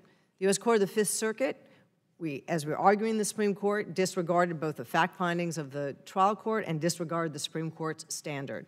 So we are back in the Supreme Court to make sure this law doesn't go into effect. You're a 501c3, is that right? Or yes, C4? we are. C3. Yes, we are All a right. nonprofit. Okay. That is correct. All right. I would also like to just straighten out what was said by Ms. Collette about the Louisiana case. Louisiana indeed tried to muddy up the record and put allegations that she went through into the record. The Supreme Court denied their attempt to do that. Is it fair to say that the major difference between the June medical case and the 2016 Whole Woman's Health decision is that the Supreme Court now has 2 new justices? Would that factor into your Well, the only opinion? thing that has changed is there are 2 new justices on the Supreme Court. Otherwise, it's still not a medically benefiting law. It still harms women. That has not changed. Is there any meaningful difference in the current case that would warrant a different outcome from the court's decision just 4 years ago? No, the law that's challenged is identical, not similar. It is identical. I fear that the court's decision to hear this case less than 4 years after its decision has ramifications not just for abortion access, but for the impartiality of the entire court system. I'm disturbed by the implications of injecting ideology and distrust into our legal process. I'm really concerned about that. You know, you and I are lawyers, and when we take our attorney oath, you know, not only do we swear that we will represent our client zealously, but we will protect the integrity of the judiciary. We would hold public confidence in the court system, and I'm really disturbed about the implications of injecting ideology into the legal process. What signal does it send that the court is considering a factually identical case less than 4 years after the earlier case? Well, we did ask for the court to take the case because the Fifth Circuit had not following their precedent. So we are hoping that the Supreme Court indeed does follow their precedent, because otherwise the floodgates will open to even more restrictions. States will know that anything goes. And it will divide this country more than anything that we've seen in recent years, and I don't want to see that happen. Thank you, Madam Chair. You're back. The gentleman yields back. A pleasure to recognize the gentleman from Virginia, Mr. Griffith, for his 5 minutes of questions. Thank you very much. Ms. Collette, would H.R. 2975 eliminate state laws requiring a person to wait for a period of time between first visiting a provider and having an abortion? It would. Would it eliminate state laws requiring providers to obtain informed consent before an abortion takes place? It would certainly limit what was required for informed consent. Would it eliminate state laws requiring abortion clinics to meet certain medical standards? It would. Would it eliminate state laws? Mr. Yes. Congressman, to the extent, like in Louisiana, where abortion clinics are regulated in the same way as ambulatory surgical centers, it might allow that since it is a general law. Would it eliminate state laws that establish certain educational professional standards for those who perform abortions? It could. And would it eliminate state laws that have created licensing and inspection requirements for abortion clinics? To the extent that they differ from many others, yes. Okay. You know, I ask those questions because those are all things that I think are reasonable, particularly in many states, the 24-hour waiting period. And you have an active practice. When I was actively practicing, I counseled clients going into a divorce or other litigation. All right, here's where we're at. Here's what I would recommend. If you choose to go forward, go home and sleep on it. That seems to be very reasonable. Do you do the same in your practice? Do you think that's a reasonable request that people sleep on them before they make a final decision? Even on litigation, we're talking about something much more serious than that. Just for purposes, if my dean is reading the transcript, I am a full-time academic with an active practice as well. As well, right. But yes, when I counsel clients, I started in estate planning, and when people wanted to file a will contest, I would obviously say, you need to go home and think about this and its impact on your family. Right, because an estate fight means that the family may never get back together again, and there are going to be a lot of hurt feelings. That's exactly right. Here we're talking about a life. It seems very reasonable to me. Now, you and Ms. Northrup have got a battle going on, and she made comments earlier to straighten you out. Is there anything that you would like to respond to that she made in those comments? Well, I just mentioned that unlike Texas, Louisiana's requirements are mirrored in their ambulatory surgical center requirements, and so that too makes the case unique. Yeah. You know, it's interesting, the Virginia legislature this year is changing a lot of our laws related to abortion, but the Senate bill that was decided on a tie-breaking vote by the Lieutenant Governor Justin Fairfax does not eliminate Virginia's requirement for informed written consent. This bill would impact that possibly? Again, the general requirement of informed consent could possibly be successfully defended, but specific types of information that would be required could be struck down. Now, I'm going to ask you this one, and I'm not sure the bill directly deals with it, but I want your interpretation of it. Last year, there was a controversy in Virginia related to time of birth abortion. It came up as a result of the Kathy Tran bill.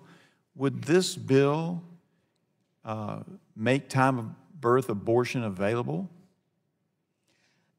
If I understand that phrase, I suspect it comes from the governor's statement that a child would... Actually, it came from Tran's testimony. The governor went a step further to infanticide. The Tran bill actually didn't do that. It just said that if there was an emotional reason that a single doctor and the mother could decide to abort the baby even after contractions had begun and the mother was dilated and ready to deliver. Would this bill impact that in any way? I have not considered that question, but it seems likely. Would you be kind enough to consider it after today's hearing and let me know? I would be delighted. Thank you very much. I appreciate all of your testimony. I know this is an emotional issue for everybody. We're just trying to do what we think is right, and I yield back. The gentleman yields back, and it's a real pleasure to recognize the gentlewoman from California, Ms. Matsui, for her 5 minutes of questions. Thank you very much, Madam Chair, and I want to thank the witnesses for being here today on this very important discussion that we're having here today. First of all, Ms. Northrup, I want to, following up on the previous question, would you please clarify what you believe this bill would and would not do? Yes, there's nothing in this bill that would change anything about the viability standard of the Supreme Court and the fact that post-viability, it is up to states to decide as long as there's an exception for women's life and health. So we've heard things this morning that suggest that this would do something else. Doesn't change Roe versus Wade in any way in that regard. What it does is simply say that if there is a regulation targeted just at abortion providers that is not medically justified, that it doesn't stand. Because that's what we've been dealing with. It's a very precise bill to address the fact that there's been this underhanded attempt to shut down clinics, block access to services with these pretextual bills. Thank you very much for that clarification.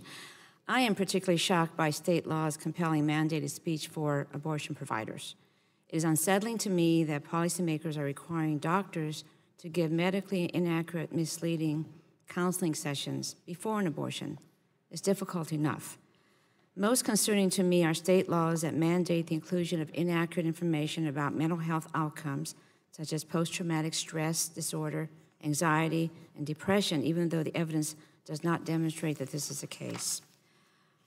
The American College of Obstetricians and Gynecologists states that laws compelling physicians to provide patients with medically inaccurate scripted information are in direct violation of physicians' oath of care. Dr. Robinson, do you agree?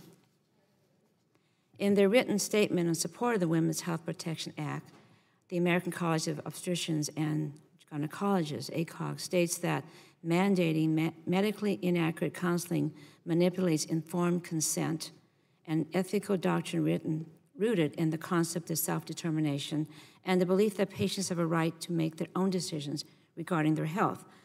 Dr. Robinson, can you describe what it is like for you to have to tell your patients medically inaccurate information? Well, with my patients, it's already difficult for patients to make some healthcare decisions. And so complicating that situation and that interaction between me and my patients with requiring me to give them misinformation makes this even more complicated for the patients to make these decisions.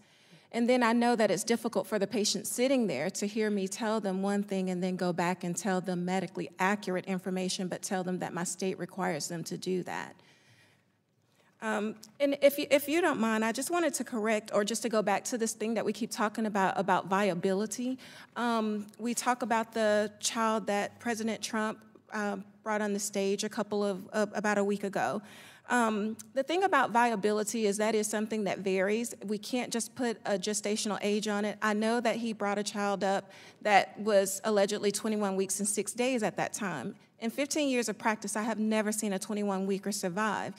And, you know, as the healthcare committee, I think it's important for us to keep in mind that our job is to make sure that we make healthcare available for everyone. And one of those things that we have to think about when we're talking about viability is the resources of the area. If you have hospitals that don't have the resources to support a 23-weeker or a 24-weeker, I can't talk about a 21-weeker, I've never seen that medically happen, then they can't take care of these, they can't even begin to try to keep these children alive. The other thing about it is that as hospitals are closing, there's nowhere for these women to go. So one of the things that we can do to ensure health and safety for everybody is like looking at ways for states that didn't take Medicaid expansion to do that, so that these hospitals aren't closing at alarming rates. Thank you very much. Dr. Robinson, in your professional opinion, is there any medical necessity for a mandatory delay between initial counseling session and the follow-up visit for an abortion? Yes Absolutely or no? not. Okay. These women, when they come into my clinic, they've already thought about this long and hard. They put a lot of thought into this decision before they come through my doors. Right. And so to require them to wait an additional time frame only just puts an undue burden on them. Okay, given this, do you believe that the Women's Health Protection Act is needed to ensure states cannot arbitrarily and unnecessarily restrict access to care? Absolutely. My state went from having a 24-hour waiting period to a 48-hour waiting period. I can tell you I have never met a woman in 15 years who felt like the counseling that she received from me changed her mind about whether she wanted to have an abortion or not. Thank you very much, and I yield back. The gentlewoman yields back. I now recognize the gentleman from Florida, Mr. Bilirakis, for his 5 minutes of Thank you, questions. Madam Chair. I appreciate very much. In my limited time, I'd like to use this time to highlight pro-life voices in my district. Where appropriate, names have been changed to protect the privacy of the patients. I sincerely appreciate the faithful work of our nonprofit pregnancy centers like A Woman's Place Medical Clinic and New Life Solutions and many others in and out of my district in the state of Florida, and the courage of my constituents to share their personal stories with our committee in order to better inform and guide. Sandy came to us having experienced multiple abortions in her past. She decided to choose life for this pregnancy. As a single woman, she needed support. She's been attending our Elevate class program during her pregnancy and receiving emotional and spiritual support. We also gave Sandy information about the Passages of Hope post-abortion recovery program. Next, we have our clinic staff recently met with a young college student who was unsure about whether she could be pregnant because she had been on birth control. She shared that the timing would not be good for being pregnant because of school and finances, and was emotional, even discussing how she could tell her parents. The father of the baby also shared concerns and said he did not feel he could be supportive of a decision to have a baby. During her sonogram, The client discovered she was very advanced in her pregnancy and left planning to find a late-term abortion clinic. Our clinic staff, these are the pregnancy centers, again, our clinic staff faithfully followed up with this vulnerable young woman who eventually chose life for her baby. She and the father signed up for classes and have been regularly attending, receiving love, encouragement, and support. And I have another constituent. She says, I am a pro-life woman. Her name is Cindy, in my particular congressional district in Florida. I found myself pregnant at 16 after a challenging childhood. I went to an abortion clinic to have an abortion because I wanted to break the cycle of generational poverty and abuse in which I have been raised. I didn't think I could do that while raising my own child. While in the clinic, I was struck by the fact that if my own mother, who had given birth to me at 17, had made the choice I was about to make, that I wouldn't exist. I couldn't go through with it, and I left the clinic. I thank God for that choice every day. My daughter will be 23 this month. She's about to graduate from college and will undoubtedly make a profound impact on the world. Having her changed my life for the better. I went to college and graduate school, and I have spent more than 20 years working in public service. My child deserved the same choice I deserved, the chance to live. Then we have Susan. Susan opened up to us and shared that she had a history of multiple abortions. She shared her circumstances and insecurities surrounding her current pregnancy. Susan said she was anxious regarding the father of the baby not being someone she was in a committed relationship with, and that it is her son's friend's father. She also shared her desire to find connection and that she had been feeling very lonely. She agreed to an ultrasound, revealing that she was past her first trimester. Although feeling overwhelmed, she decided to move forward with her pregnancy and enrolled in our Elevate class program for support and encouragement. Again, I have additional testimonies, Madam Chair, from Floridians that due to time constraints I was unable to get to. However, I ask unanimous consent, Madam Chair, for these voices to be included in the record.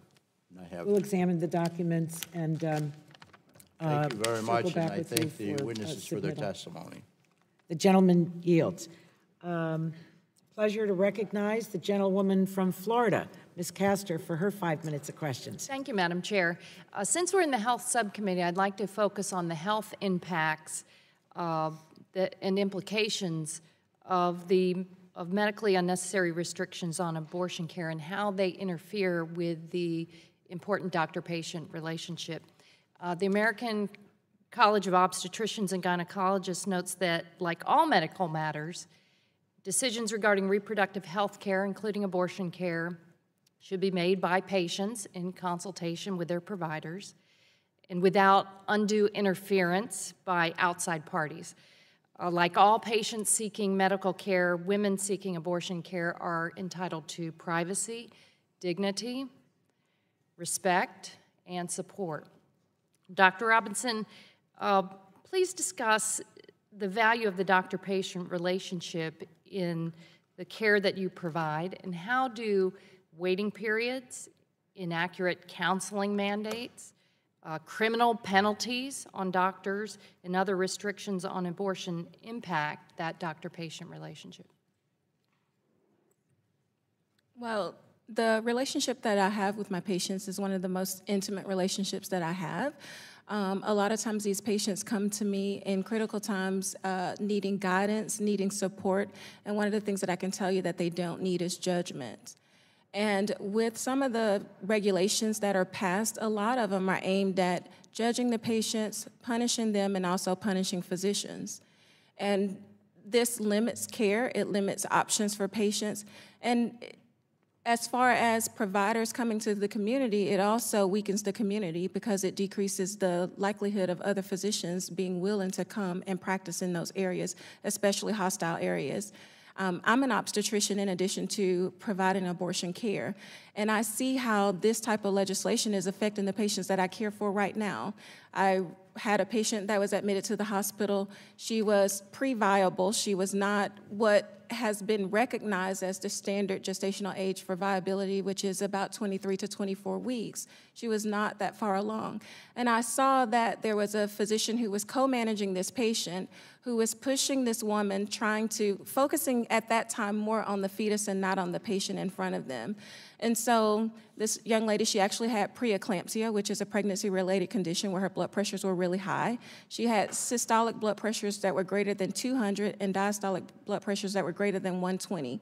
We had tried to control her blood pressures with medication, but we do know that the only cure for preeclampsia is delivery. My hospital requires that I get consensus from another provider before I can proceed with doing what's best for that patient, which was emptying her uterus at that time. And I know as a medical professional that if I empty her uterus at that gestational age, her baby would not live outside of the womb, but that is what was needed. And I think that these type of restrictions and the threat of penalties to physicians, it affects the way we care for patients, and it further puts women in harm's way. And so this is going to add to the mortality, the infant mortality rates, maternal mortality rates that we're already seeing.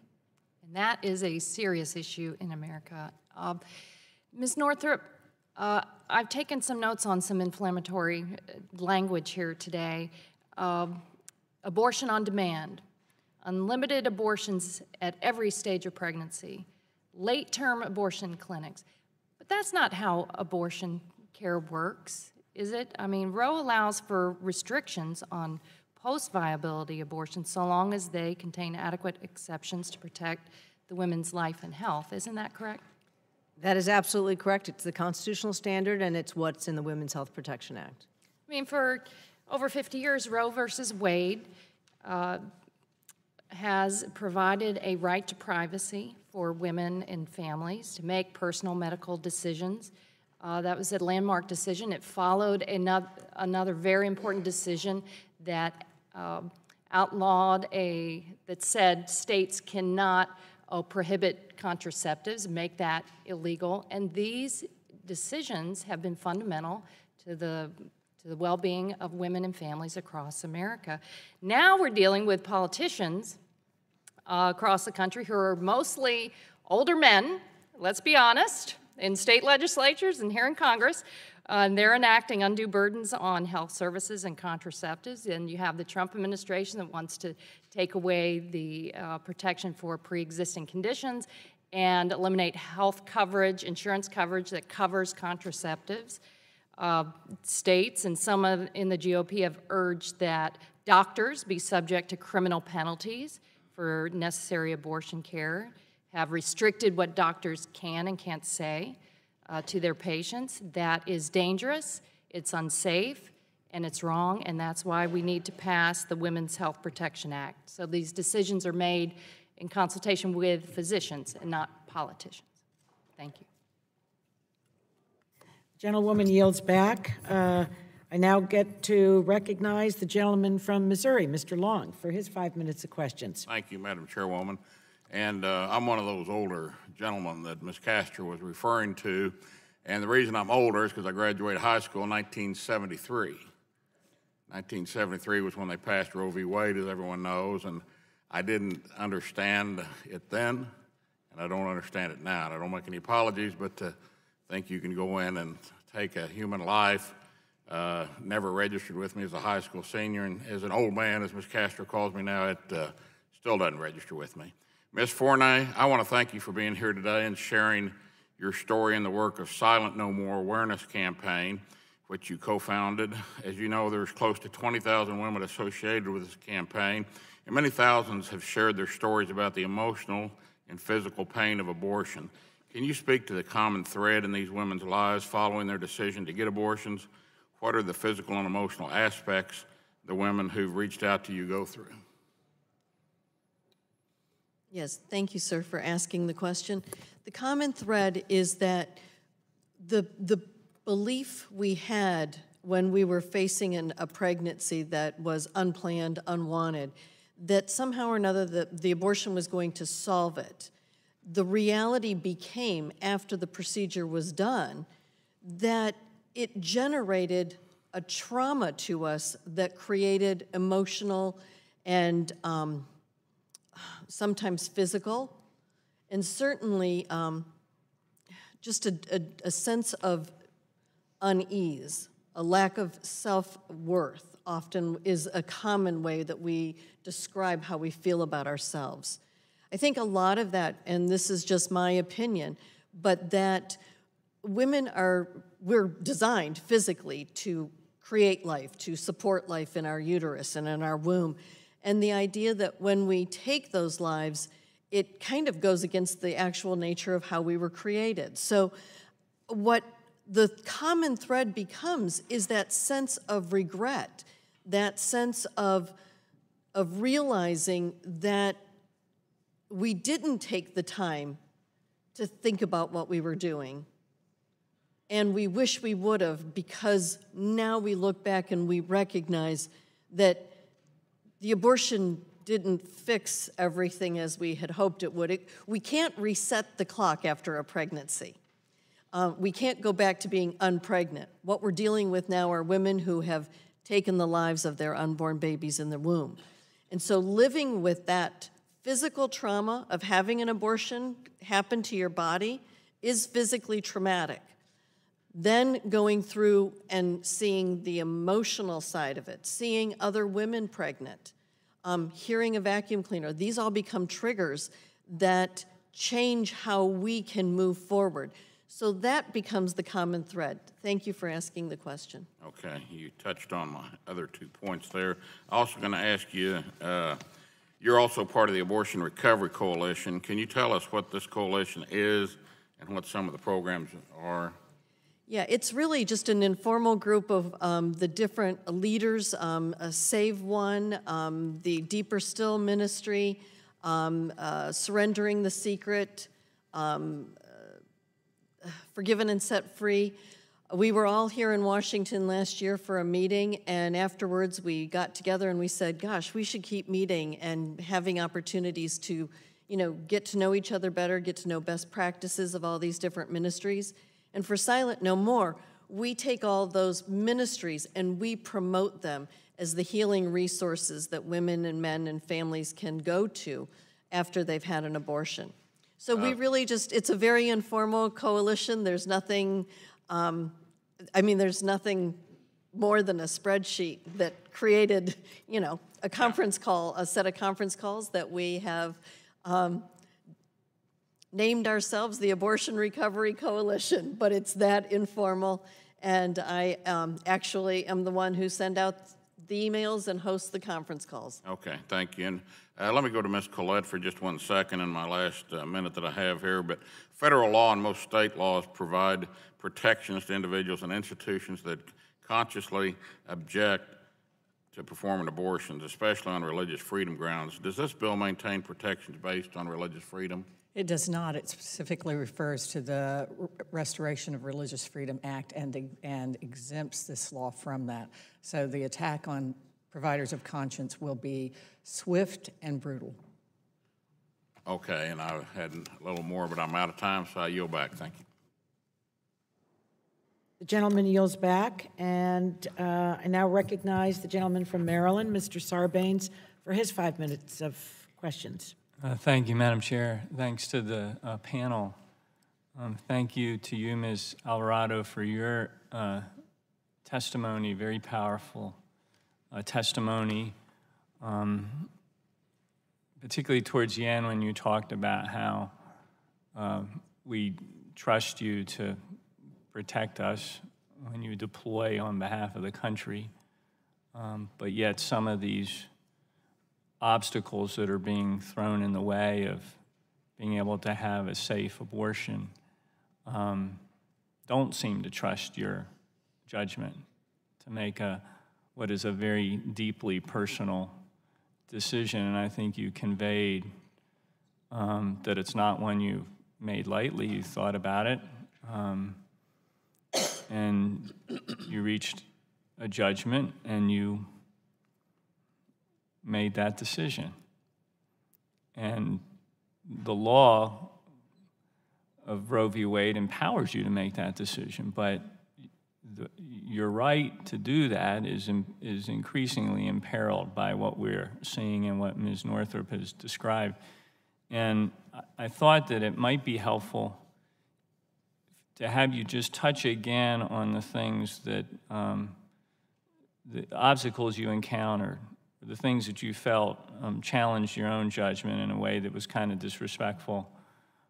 And then perhaps, Ms. Northrup, you could comment in each instance on how we're seeing that kind of roadblock or obstacle intensifying around the country. And at least three things that I think you touched on, Ms. Alvarado, that maybe you could talk about again was just limited accessibility and what that presented as a challenge to those services, the waiting period requirement, and then some of these very sort of customized, prescribed counseling or materials that you were required to review. So if you could just speak to that again, and then Ms. Northrup, to the extent there's time, if you could maybe jump in and talk about why those sorts of things are an increasing problem that we're seeing across the country, which really, I think the sense on the part of many women is that rights that they thought were well protected and intact are now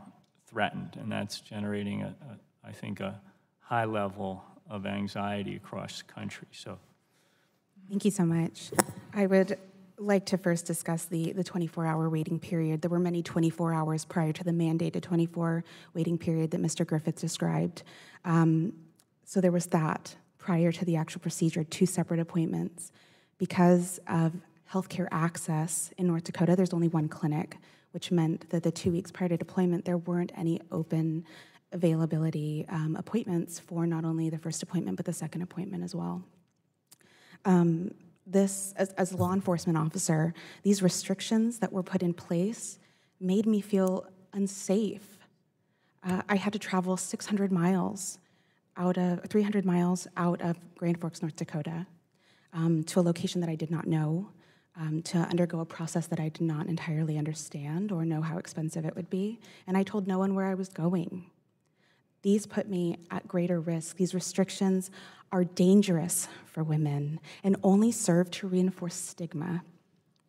I was also given scripted counseling, which has nothing to do with patient-centered care. It was scripted. It was not based on my needs or my body.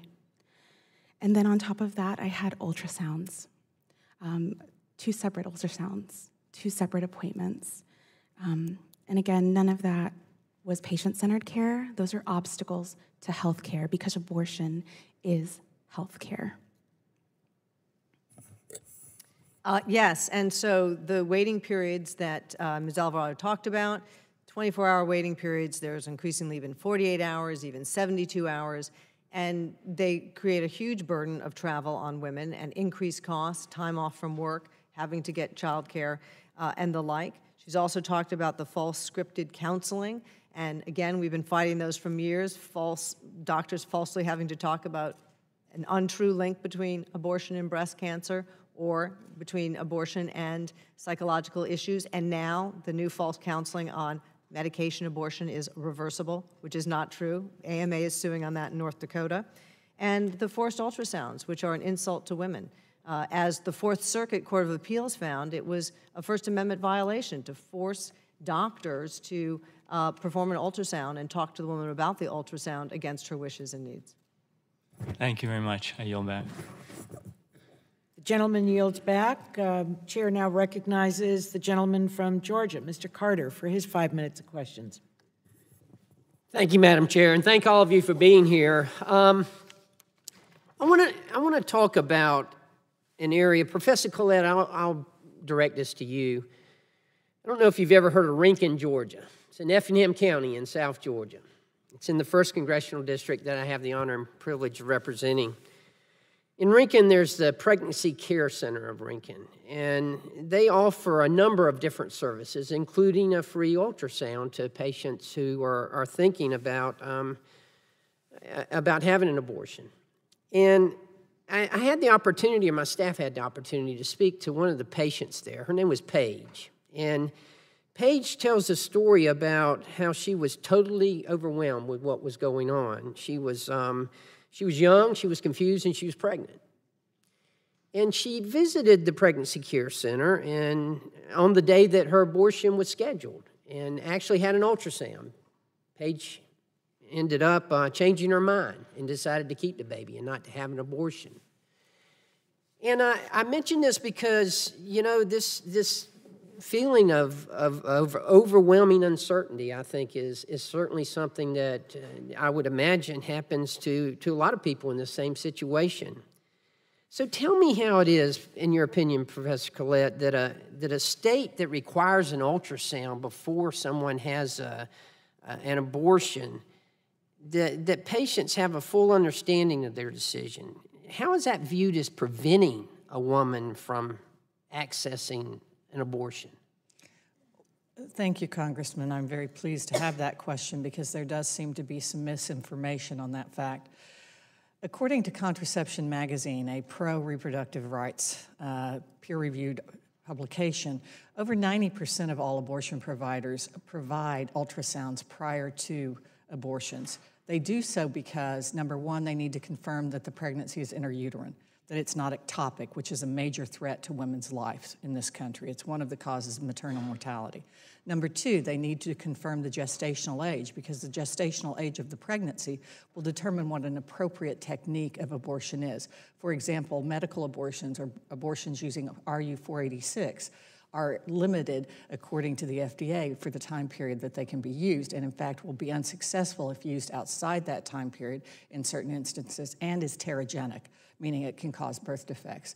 They also do an ultrasound in order to make sure, and the reason, I was just puzzling about why Ms. Alvarado had to have 2 ultrasounds, but it's possible either that because the North Dakota clinic did one in Minnesota, or the other possibility is that the physician was worried about fetal demise. If there has already been fetal demise prior to the abortion, then it's simply an evacuation of the uterus. And so in that instance, the emotional response to it will feel different. So ultrasound is something that any responsible care provider would do prior to performance of an abortion. Where the dispute typically is whether or not the woman, whether or not the view of the ultrasound should be positioned in such a way that the woman could see it, that whether or not it's in her field of vision or not. The woman, to my knowledge, under all of these laws has the right to look away, but that's really the question. So in your view, this bill that we are considering, what would it mean to patient safety? I mean, when we talk about abortion services, and it's said that one of the safest medical procedures in the United States, yet in your testimony you question the evidence used to back that claim. That is correct, Congressman. Again, I would use the analogy of trying to regulate the tobacco industry based on the Tobacco Research Institute. The simple fact is, in this country, the abortion industry controls the research, and as the former editor-in-chief of the New England Journal of Medicine, one of the most prestigious medical journals in the country, has written in an op-ed regarding pharmaceutical research. When you have the industry controlling the research, a couple of things happens. Number one, research that results in negative information about the product simply doesn't get published. And number two, bias in the design of the research, bias in the selection of the question, all of that, bias in the interpretation of the results is a problem. If we're serious about women's health in this country, we need to fund independent, not industry-related research in this area. I don't know how anyone could disagree with that. I have to adamantly agree with you. You know, it's obvious I'm pro-life, and I feel very strongly about it. My constituents are, and most of them are that way as well. So thank you for your work. Thank you for being here, and I yield back. The gentleman yields back. I would like to give Ms. Alvarado a minute to respond to what Ms. Collette characterized relative to you. Do you think that what she said is correct about you and what took place? So you have a minute or less to respond to that, and I think it would be fair for you to do so. Absolutely not. Ms. Collette was incorrect in her speculation of my story. Both ultrasounds were done at the Planned Parenthood of St. Paul, Minnesota. They were two separate. The first one is to verify the pregnancy and give a ultrasound picture, which I believe is purely to find out that I was pregnant and confirm that, but also in an attempt to shame the fact that I wanted these services. And I think that's what that law is there for, to have those two ultrasounds, not for any medical reason, but to reinforce the stigma of my choice. Thank you. Professor Collette pointed out that there were safety measures in this, that was possible. Is that not correct? That is correct, and I also said that I was speculating. I was puzzled why she had two. Minnesota Well, because law you doesn't were require that. speculating about someone else. I think that someone else at the table could clear the air on the speculation. That's why I called on Ms. Alvarado, so I don't think that that's out of order. I now would like to recognize the gentleman from New Mexico, Mr. Lujan, for his 5 minutes of testimony. Thank you, Madam Chair.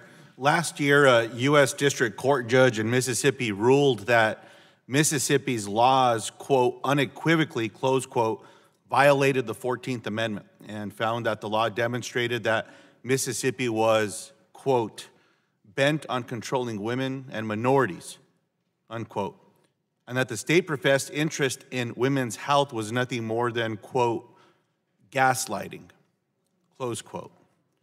Ms. Northrup, do you agree, and can you describe how abortion restrictions disproportionately impact medically underserved and minority communities? Yes, and I'll begin by addressing the gaslighting comment of the federal district judge. That is what we have seen and established in case after case after case, that the purported interest of women's health is just a pretext for actually making it harder to access abortion services. And the reality is that most women in the United States who access abortion services are low income, and so the burdens fall heavily on them. And it is also the case that it is disproportionately women of color who have abortions, so these restrictions fall more heavily on them. And so the people with the hardest structural barriers to get abortion, to get good health care are the ones that these laws, which make it harder to get the health care, are falling on. Dr. Robinson, recently Dr. Horvath Cosper, who is now a Reproductive Health Advocacy Fellow, said, I quote, if we're having to give people incorrect information and then saying, well, you know, the state requires me to say this, it's not actually true. It undermines the patient's confidence in us as providers. I know you touched on this in your testimony, but my question for you, Dr. Robinson, is what impact does it have on patients when you are required by state law to give them medically inaccurate information when some of your patients may already be distrustful of the healthcare system? One of the biggest impacts is that it further pushes this stance that patients have where they feel like they're powerless when it comes to their health care. I mean, I'm their physician, I'm a healthcare professional, they're coming to me for help and advice, and then I have to sit there and tell them that I have no power over what I have to tell them. So it puts them and me too in a position where we feel powerless. And if you don't mind, I wanted to respond to the question about the ultrasounds and mandatory ultrasounds. There was a comment by Ms. Collette saying that it's used for us to determine gestational age, to decide what type of procedure the woman needs to have to make sure we rule out an ectopic. As a medical professional, I have other means of determining the gestational age for my patients. And I know how to do that and do it well. I learned that in my training at University of Alabama, Birmingham. I also have other means of determining whether there's an ectopic pregnancy. I can do that by my physical exam. And if I am unsure, then I'm responsible enough to know how to perform an ultrasound and make sure that patient receives that service prior to me proceeding. And then as far as determining whether there's a miscarriage or if there's already a fetal demise in performing that second ultrasound, that's not necessary because with a fetal demise, or what we would call a miscarriage, the patient still needs the same procedure. She's still gonna need a D&C. So that doesn't change anything. The woman is there, she wants her uterus emptied. If there is a fetal demise, she needs her uterus empty, and I'm still gonna do it the same way. It doesn't change my medical management at all. Thank you. Look, what seems clear to me is there must be better access to health care for all Americans, especially the medically underserved, not further restricting access. And with that, I want to turn it over and yield to Ms. Kelly from Illinois. I'll tell you, there's been no stronger advocate that has been working on maternal mortality for people of color. Thank you to my colleague, and thank you all the witnesses. With all due respect to my colleagues that are sharing stories about people that regret having abortions, I always find it so interesting that we tend to care more about the fetus than the adult or our children, because I worked on a maternal mortality bill for 3 years, and I could not get one person on the other side of the aisle to sign up for it until we made, some changes. And the biggest thing that we need, Medicaid expansion, and that's according to ACOG, no one has signed up for that. So I find it a little hypocritical. And then I won't even go to issues around gun violence, that we don't care about those kids that are 2, 3, 4, 5, and 6. But I wanted, in your state of Alabama, you rank 45th as far as women's health, and Louisiana is absolutely one of the worst, as is Indiana and Georgia. So can you talk about the connection between abortion restrictions and maternal health? Well, it's the same patient population that's being affected by these abortion restrictions that are also affected by these other disparities in health care. We do know that when women can access health care early in their pregnancies, that they are more likely to have complications like preeclampsia. They're more likely to have preterm deliveries, go into preterm labor, and they're not able to access a medical professional until they go into labor, because at that point they can present to the emergency room and they can't be turned away because of EMTALA laws. But we know that they can benefit from care early on. So Medicaid expansion, making it more accessible for women to access the healthcare system before their time of need, even prior to pregnancy, would go a long way as far as decreasing these maternal and fetal mortality rates. Thank you, Dr. Robinson. Gentleman, whose time was it? Oh, it was Mr. Lujan's. The gentleman yields back. Thank you.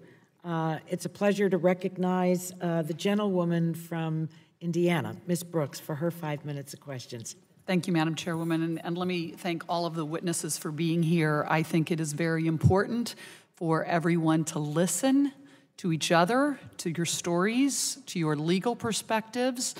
These are issues that this country and my state of Indiana has been grappling with for a very long time. I do believe and have tremendous faith in physicians, and we don't want patients to be powerless, but in my view, information is power, and having more information is power.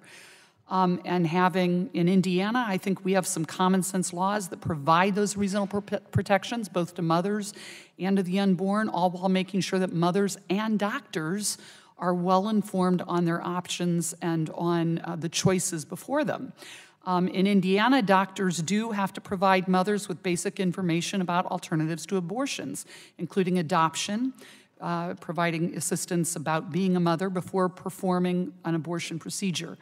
We don't ban abortions or tell mothers they can't make their own choice, but we do require physicians to have the responsibility to make sure that people do know they have a choice other than abortion.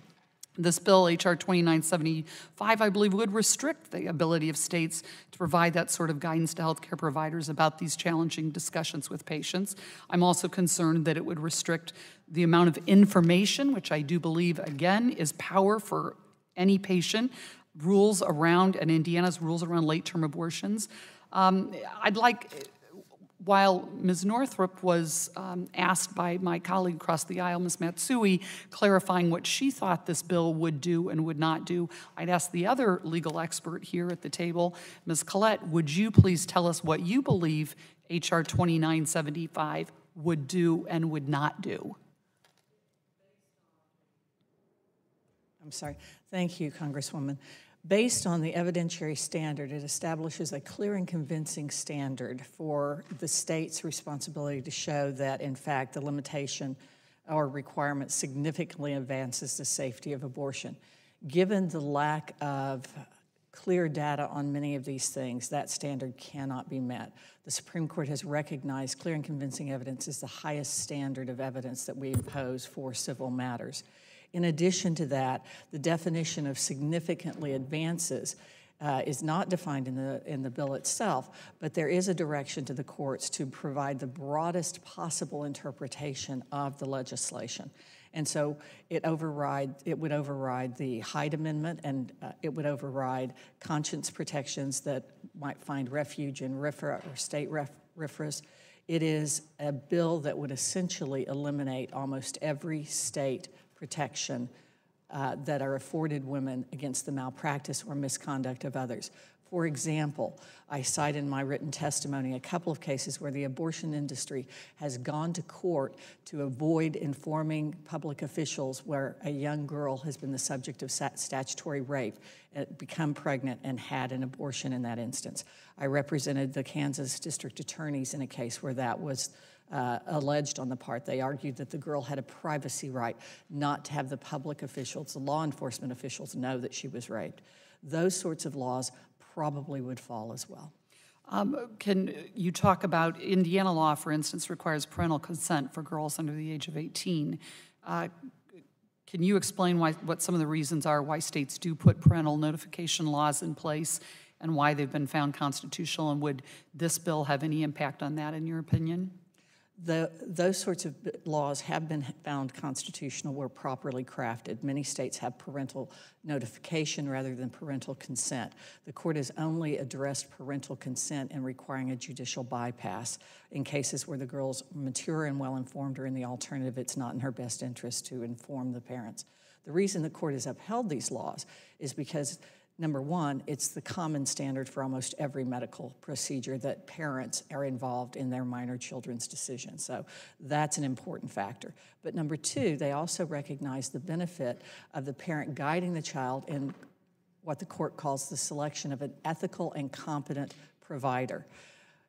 Dr. Gosnell's been referenced earlier. There are cases in Louisiana that are part of the record in the case before the Supreme Court right now where providers have been operating without a license, where their license has already been taken from them. And so a parent would want to know that, and a parent would be able to help the girl with that. They've also found that the parents have responsibilities to those minors as far as support and for post-medical care. That's one of the biggest concerns. Thank you. My time is up. I yield back. The gentlewoman yields back. It's a pleasure to recognize the gentleman from Massachusetts, Mr. Kennedy, for his 5 minutes of questions. Thank you, Madam Chair. I want to thank our witnesses for being here today, and I especially want to thank Ms. Alvarado for your service to our country that continues today, and also for your willingness to share your lived experience with all of us. Access to abortion enables people to decide when and if they want to have children. Limiting and restricting that access not only negatively impacts maternal health outcomes, but the more restrictions that are in place, the worse children's health outcomes become. These barriers impact educational levels for women and pregnant people, their ability to get better jobs, their ability to provide for their current children and families, their ability to be financially stable and independent. When we think about limiting access to health care, we need to think about the tertiary and unintended consequences that may come with it. Ms. Alvarado, there is one provider in your state, as you testified. Due to the time it took to see that provider, you were forced to travel to another state for care. You were forced to have a mandatory ultrasound. You were forced to wait 24 hours for a procedure, even though there was no medical rationale as to why. You were forced to have biased counseling about options that you were probably well aware of before you entered that exam room. You were forced to listen to lies about how abortion is dangerous. You face economic, physical, and emotional hardship just to receive access to health care as you defend our nation. Tragically, ma'am, your story is far from unique, because in this country, women and pregnant people are forced to be seen by a licensed physician, even though another clinician can perform an abortion service. Many people pay for an abortion out of pocket because insurance is restricted from covering it, as you testified. The federal government is no better. We restrict Medicaid from covering abortion services, again, basic health care restrictions. In no other circumstance would any one of these be acceptable, let alone all. But we put women, pregnant people, and their families in harm's way, and the repercussions negatively impact their emotional, physical, and economic well-being. So, ma'am, can you talk a little bit about how important it was for your economic security and personal future to access the care that you need? Absolutely. Absolutely. Thank you, sir. Like you said, a lot of these, the information that they shared with me is information that I already knew. Information is not the only power. It's also about having access. Information and access are power. As soon as I knew I was pregnant, I had to think about the financial considerations of my life from that point forward and how it would change. I had seen so many barriers for women in the military, including childcare, continued deployment schedules, duty, and other responsibilities. At the time that I got pregnant, I was an E4 making $1,000 a paycheck, and out of that came rent, food, gas. And then Can you, I didn't hear what you said your paycheck was. Can you restate that? my paycheck was $1,000 every 2 weeks, and out of that came rent, gas money, food. And at that time, I already knew that I would be making a career outside of the military. So there were professional and educational aspirations that I had, and I knew that having a child and raising a child would require something completely different than I had planned. Can you talk a little bit about, you mentioned this in your testimony, but just, I'll give you we have a minute and a half left, but so I want to get you to articulate, if you can, the burden and the honor that a nation puts on your shoulders to defend our country and the responsibility that you have with it, while also saying that you are not empowered to make these decisions over your own life. Absolutely. I think the only word that really encompasses that feeling is infuriating. It's highlighting the hypocrisy that here I am in a position to change the lives of so many people in my chain of command and lead a 10-man team into a combat zone, but I was questioned multiple times and had to face multiple barriers in accessing health care that is so deeply personal to me. And ma'am, do you think there's any logic as to why a series of politicians like those of us on these dais should be inserted between that decision between you and your partner, your family, your doctor? No, sir. In fact, I ask that you continue to protect the fact that this is a decision, a deeply moral and ethical and personal decision that should be left to a doctor, a woman, and the people that she trusts most in her life. Thank you, ma'am. Thank you for your service. Thank you. Yield back. The gentleman yields back. Pleasure to recognize the ranking member of the full committee from Oregon, Mr. Walden. Thank you, Madam Chair.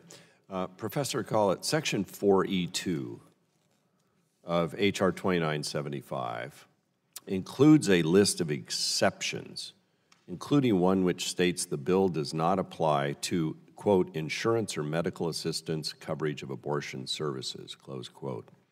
Now, a legal analysis by the Lozier Institute points out that since there's no definition of insurance or medical assistance coverage of abortion services, the bill may invalidate the Hyde Amendment, at least in certain situations. So my question as you read through that is, would you agree with that analysis that that section might invalidate the Hyde Amendment?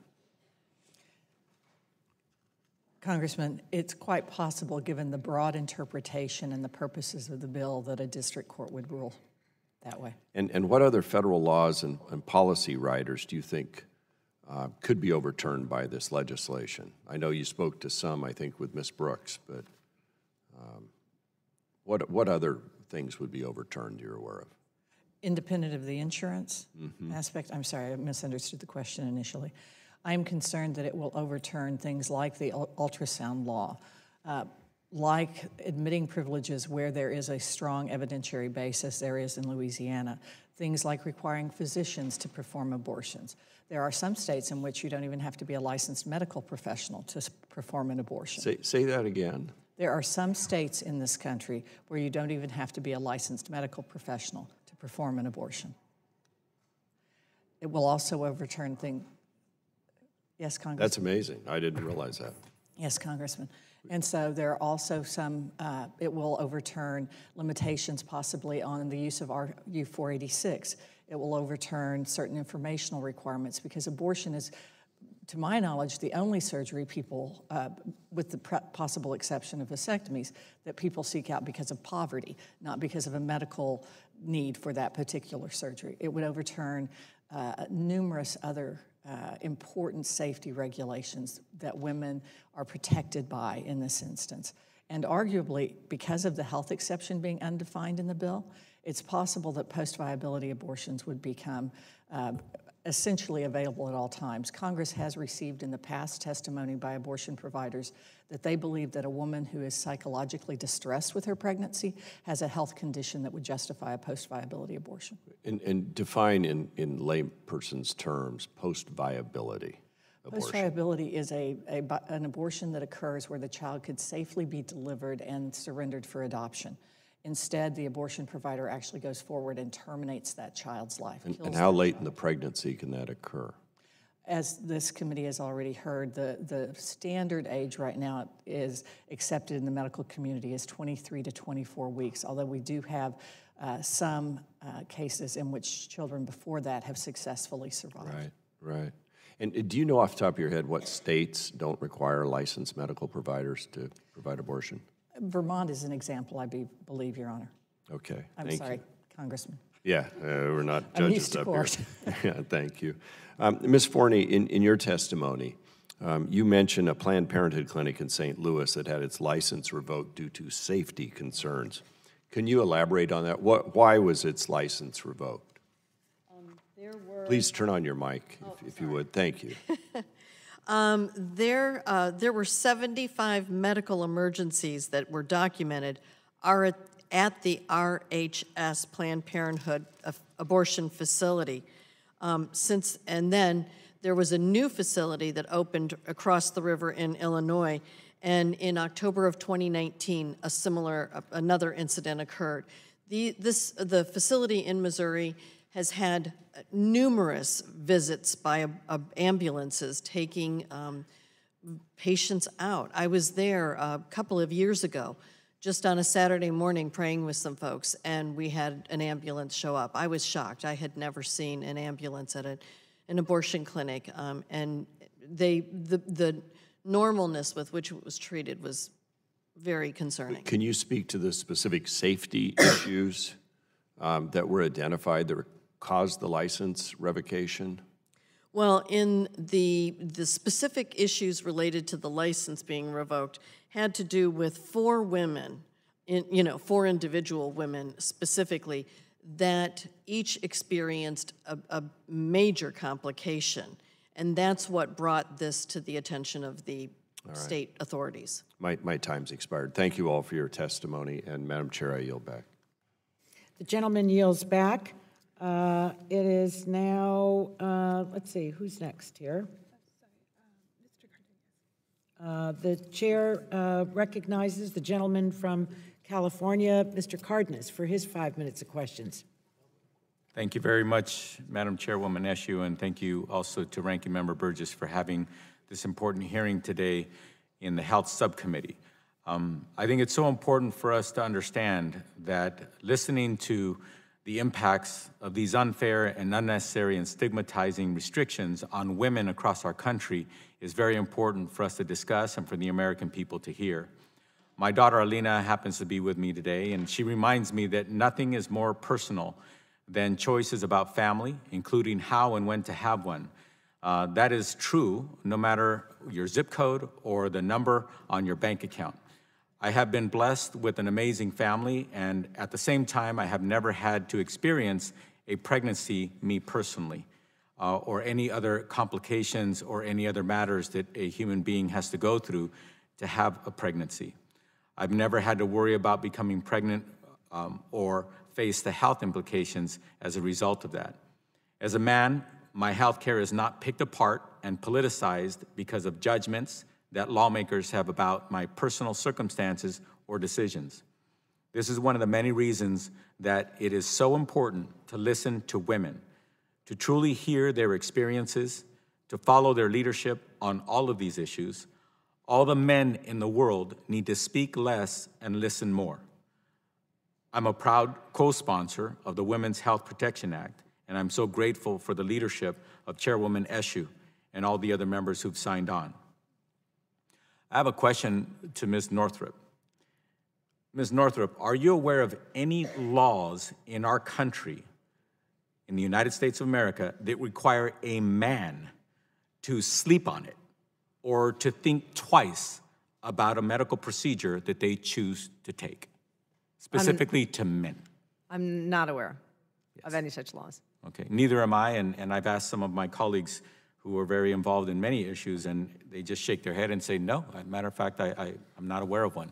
But yet here we are speaking about laws across the country and legislatures across the country that, in my opinion, have proven over and over and over to violate the law of the land and the Constitution of the United States. At this time, I'd like to yield the balance of my time to my esteemed colleague, Ms. Congresswoman Schakowsky. Thank you so much for yielding. Ms. Collette, I just have to say how much I resent when you say, if you really wanted to care about women, you would do something about prenatal care, or you would do something about maternal mortality.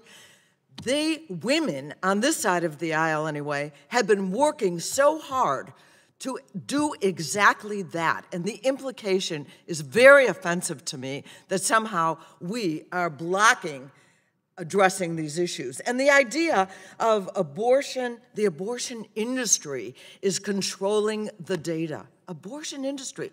Do you mean like ACOG, the American, what is it exactly, Dr. Robinson, ACOG? American College of Obstetricians and Gynecologists. Yeah, that industry, and they support this legislation. I want to talk to you, Dr. No, I'm not asking a question. I'm telling you how you make me feel with the kind of testimony you've given. So I just want to say to Dr. Robinson, so your home state of Alabama openly is hostile to abortion.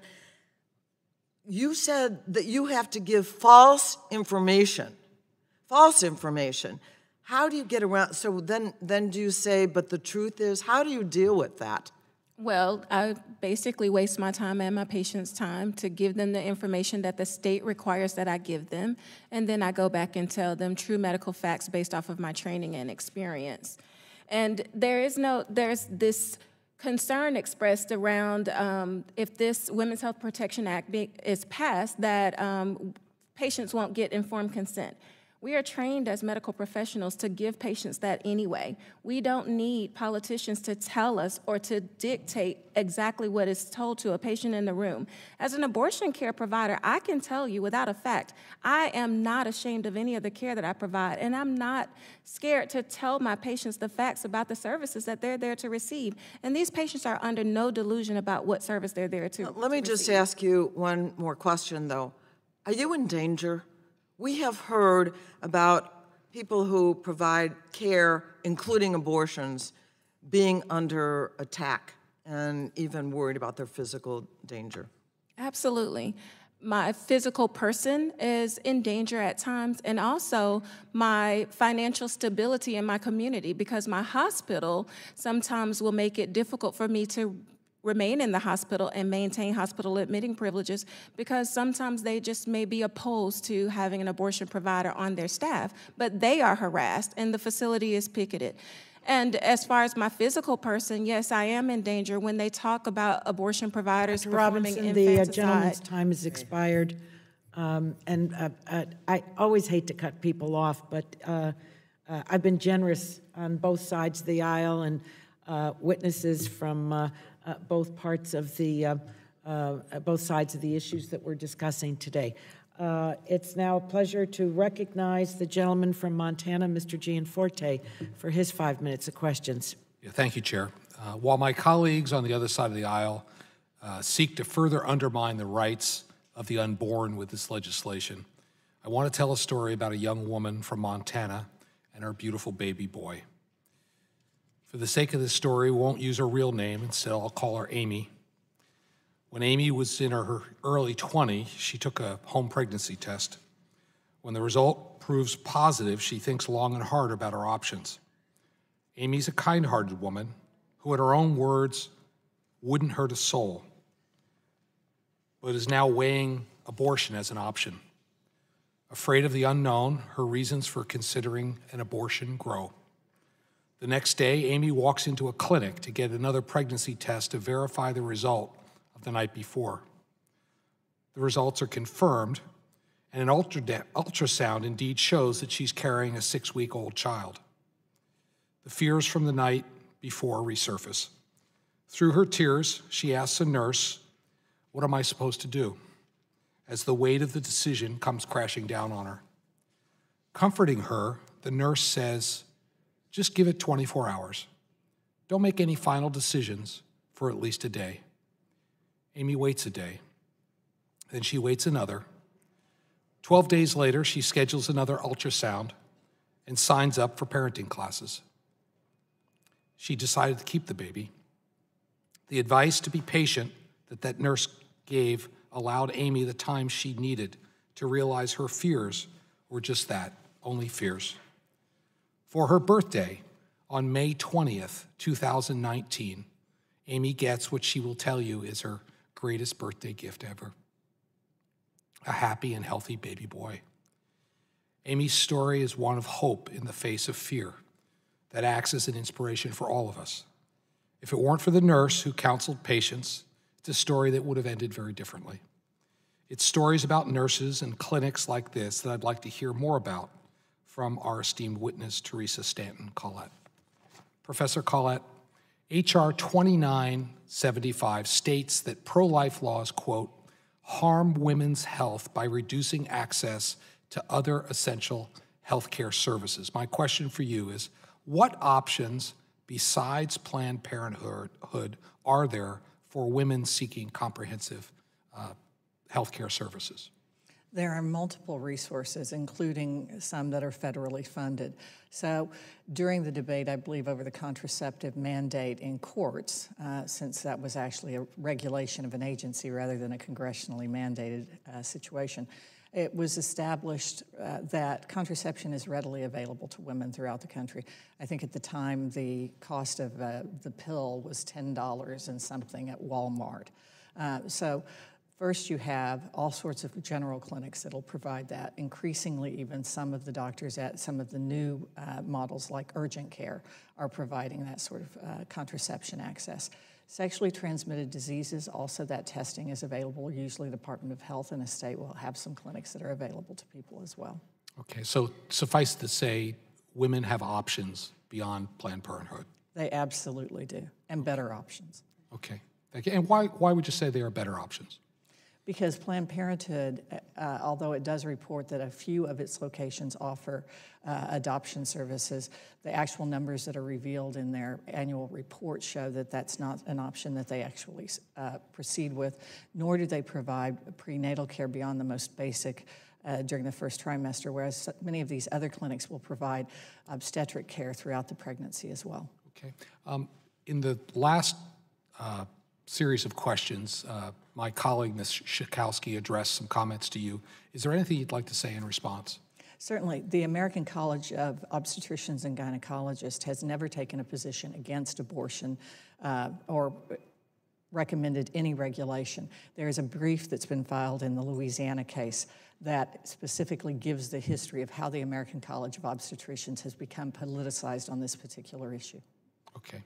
Thank you for your testimony. With that, I yield back. Gentleman yields back. It is a pleasure to recognize the patient gentlewoman from Michigan, Ms. Dingell, for her 5 minutes of questions. Thank you, Madam Chair. I sort of have two different ways that I want to go because I want to talk to Ms. Alvarado. I want to say that this is a deeply personal issue for every woman. And we've seen and heard that today from the advocates, the providers, and the woman. I'm somebody that believes that these decisions are best made by the individual woman and her doctor.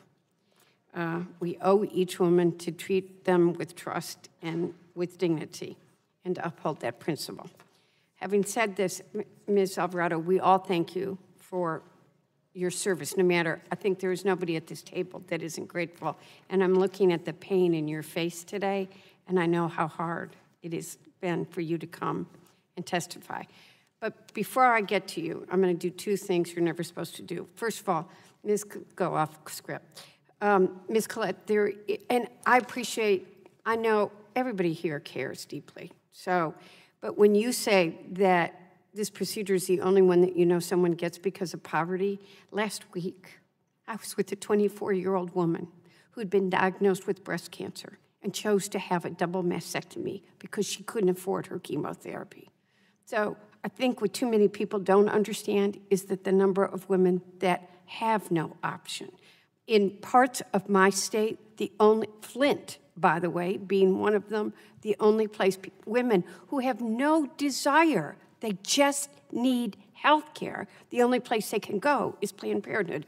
Ms. Thorpe, I heard you listening carefully to what she said. Is there anything you would want to add? Well, I would like to respond to the characterization of this bill, which I think that Ms. Collette has not properly characterized.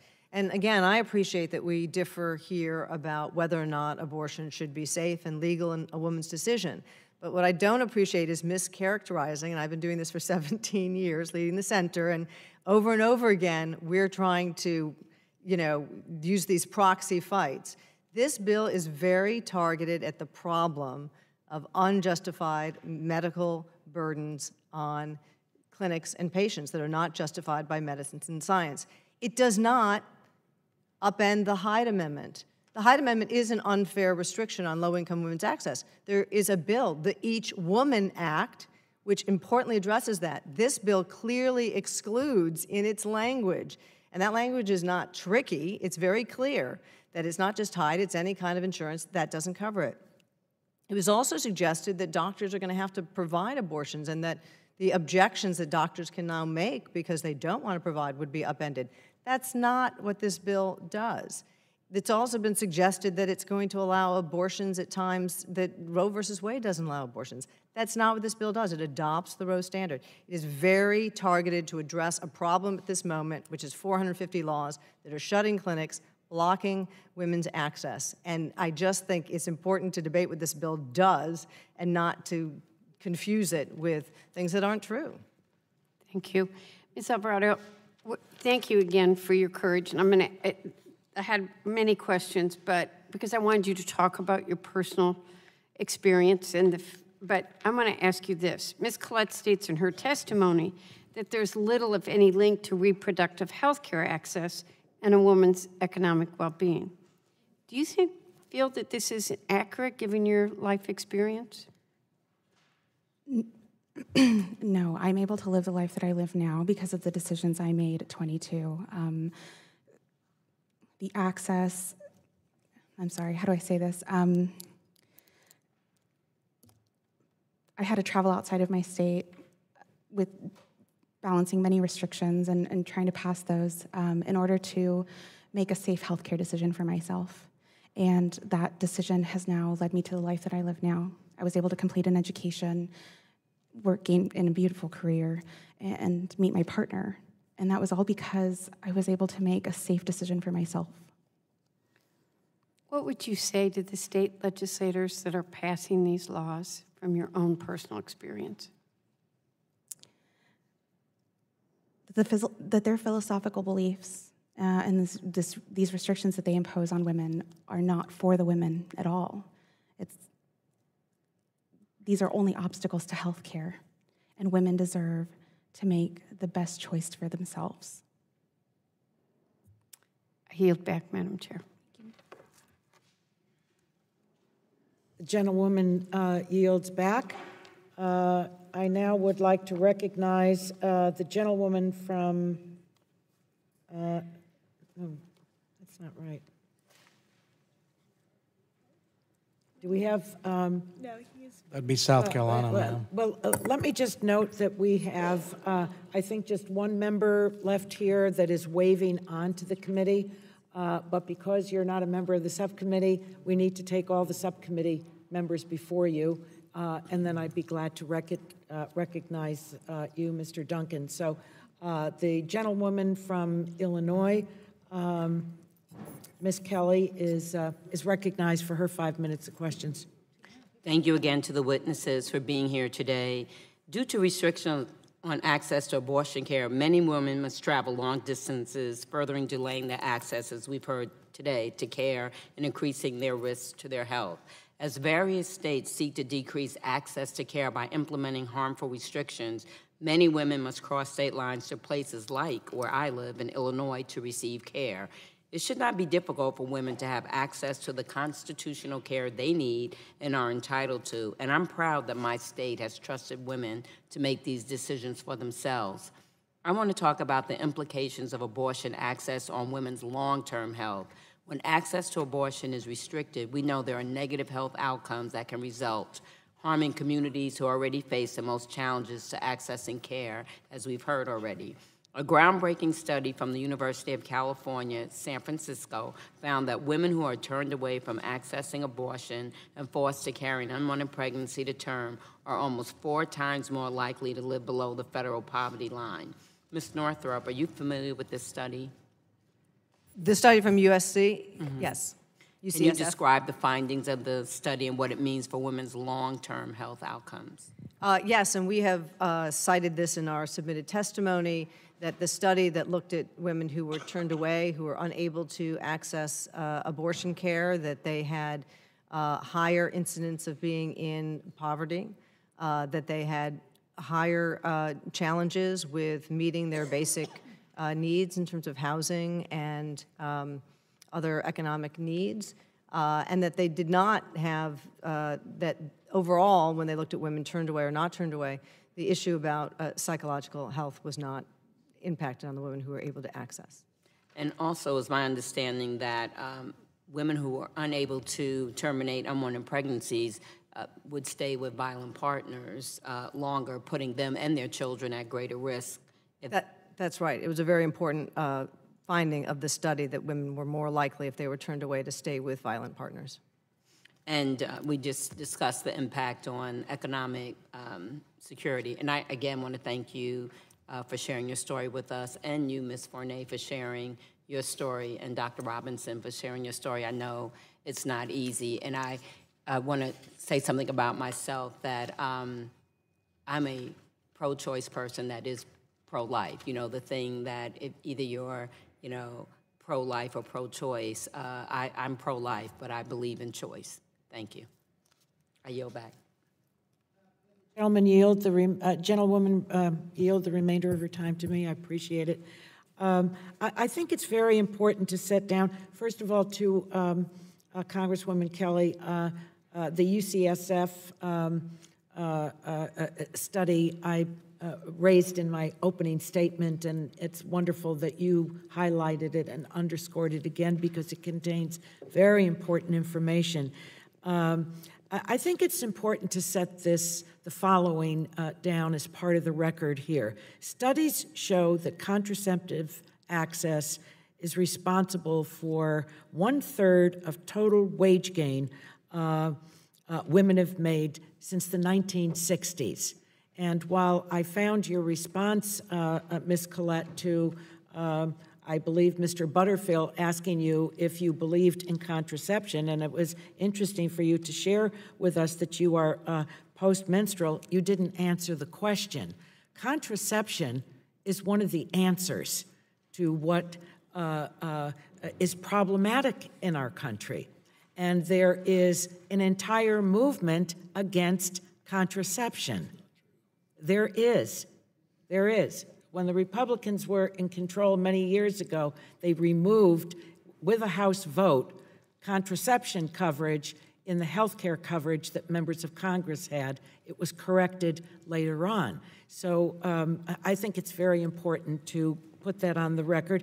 And reproductive choice is vital for women to have economic freedom. It's a choice that they make. It's not forcing them to do one thing.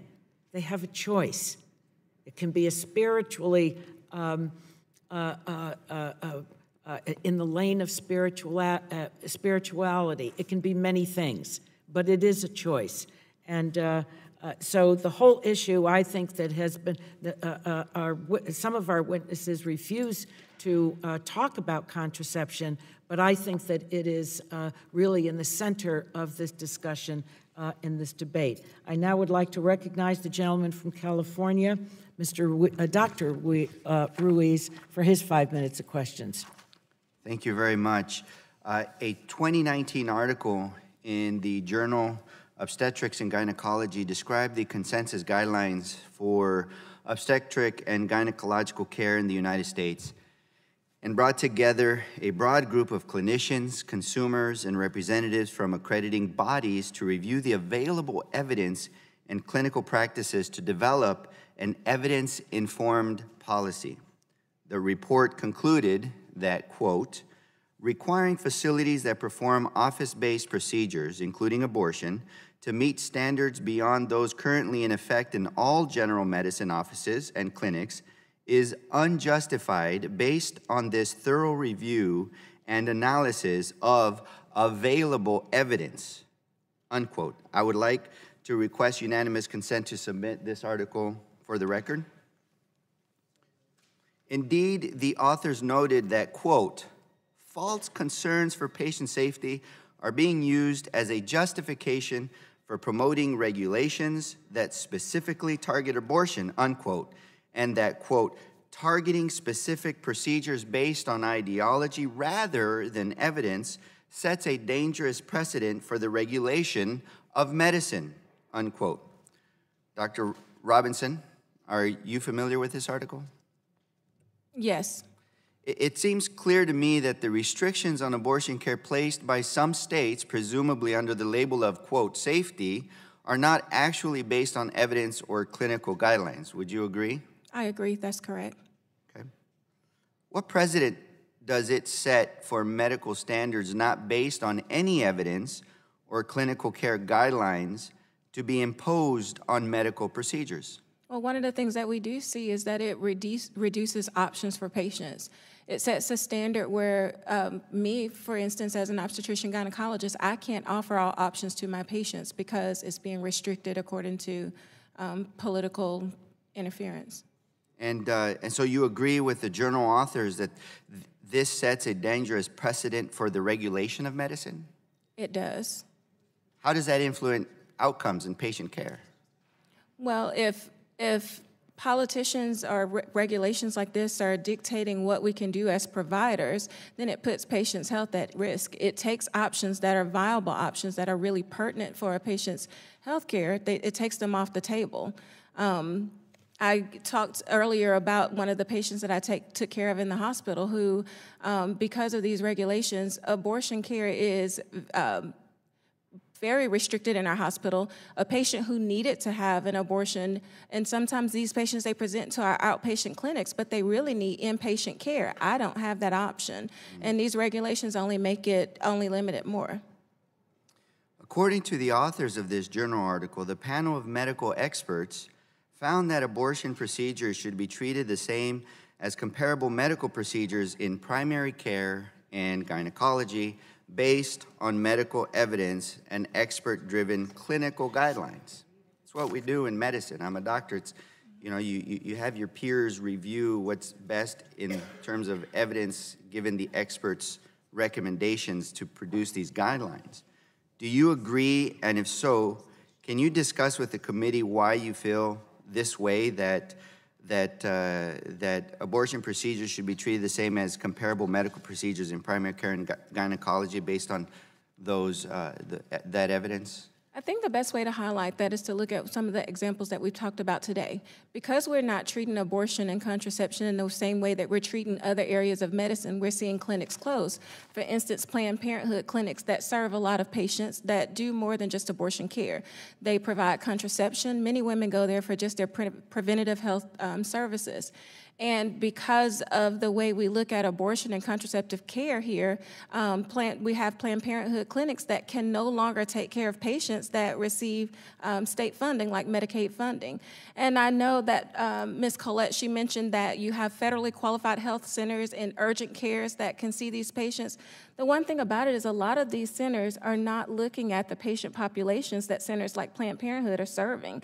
There's a lot of urgent cares in my area that will not see a patient on Medicaid. So if you have commercial insurance, you can go, or if you're paying cash, you can go.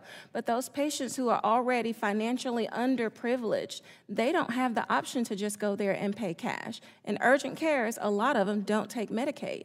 So the reality, what you're talking about is not the reality in real communities. And so this legislation is hurting real patients. Thank Those you. patients who would previously be served by a Planned Parenthood location. Thank you for your work. Medical decisions should be made on the basis of science and evidence, not on the basis of politics and ideology. That is why I support the Women's Health Protection Act and urge my colleagues to do so as well. Thank the gentleman. His time has expired. If I may, just to submit this for the unanimous consent for the record. We have that for the record. Thank you.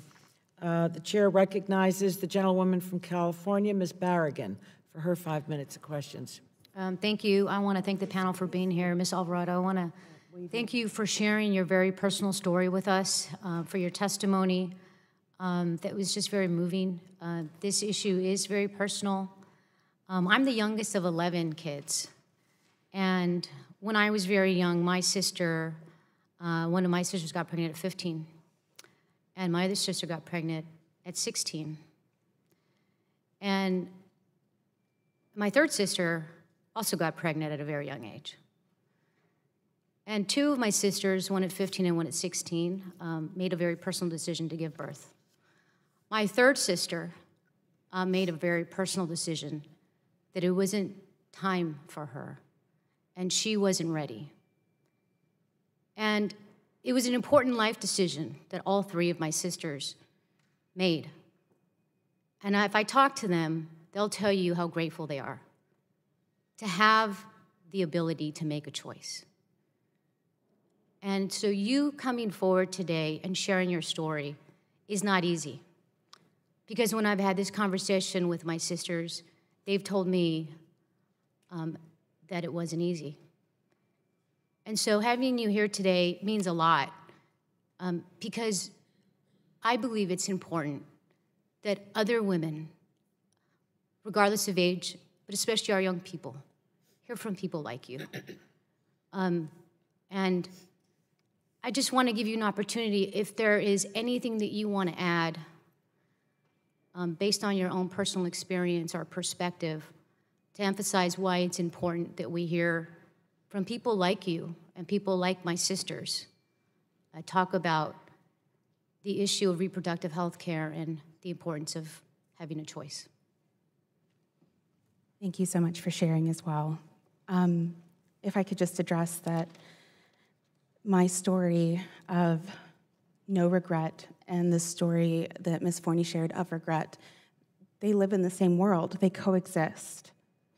And I'm only sorry that those individuals that regret their abortion were not empowered to make the best choice for themselves. And at the heart of that is choice.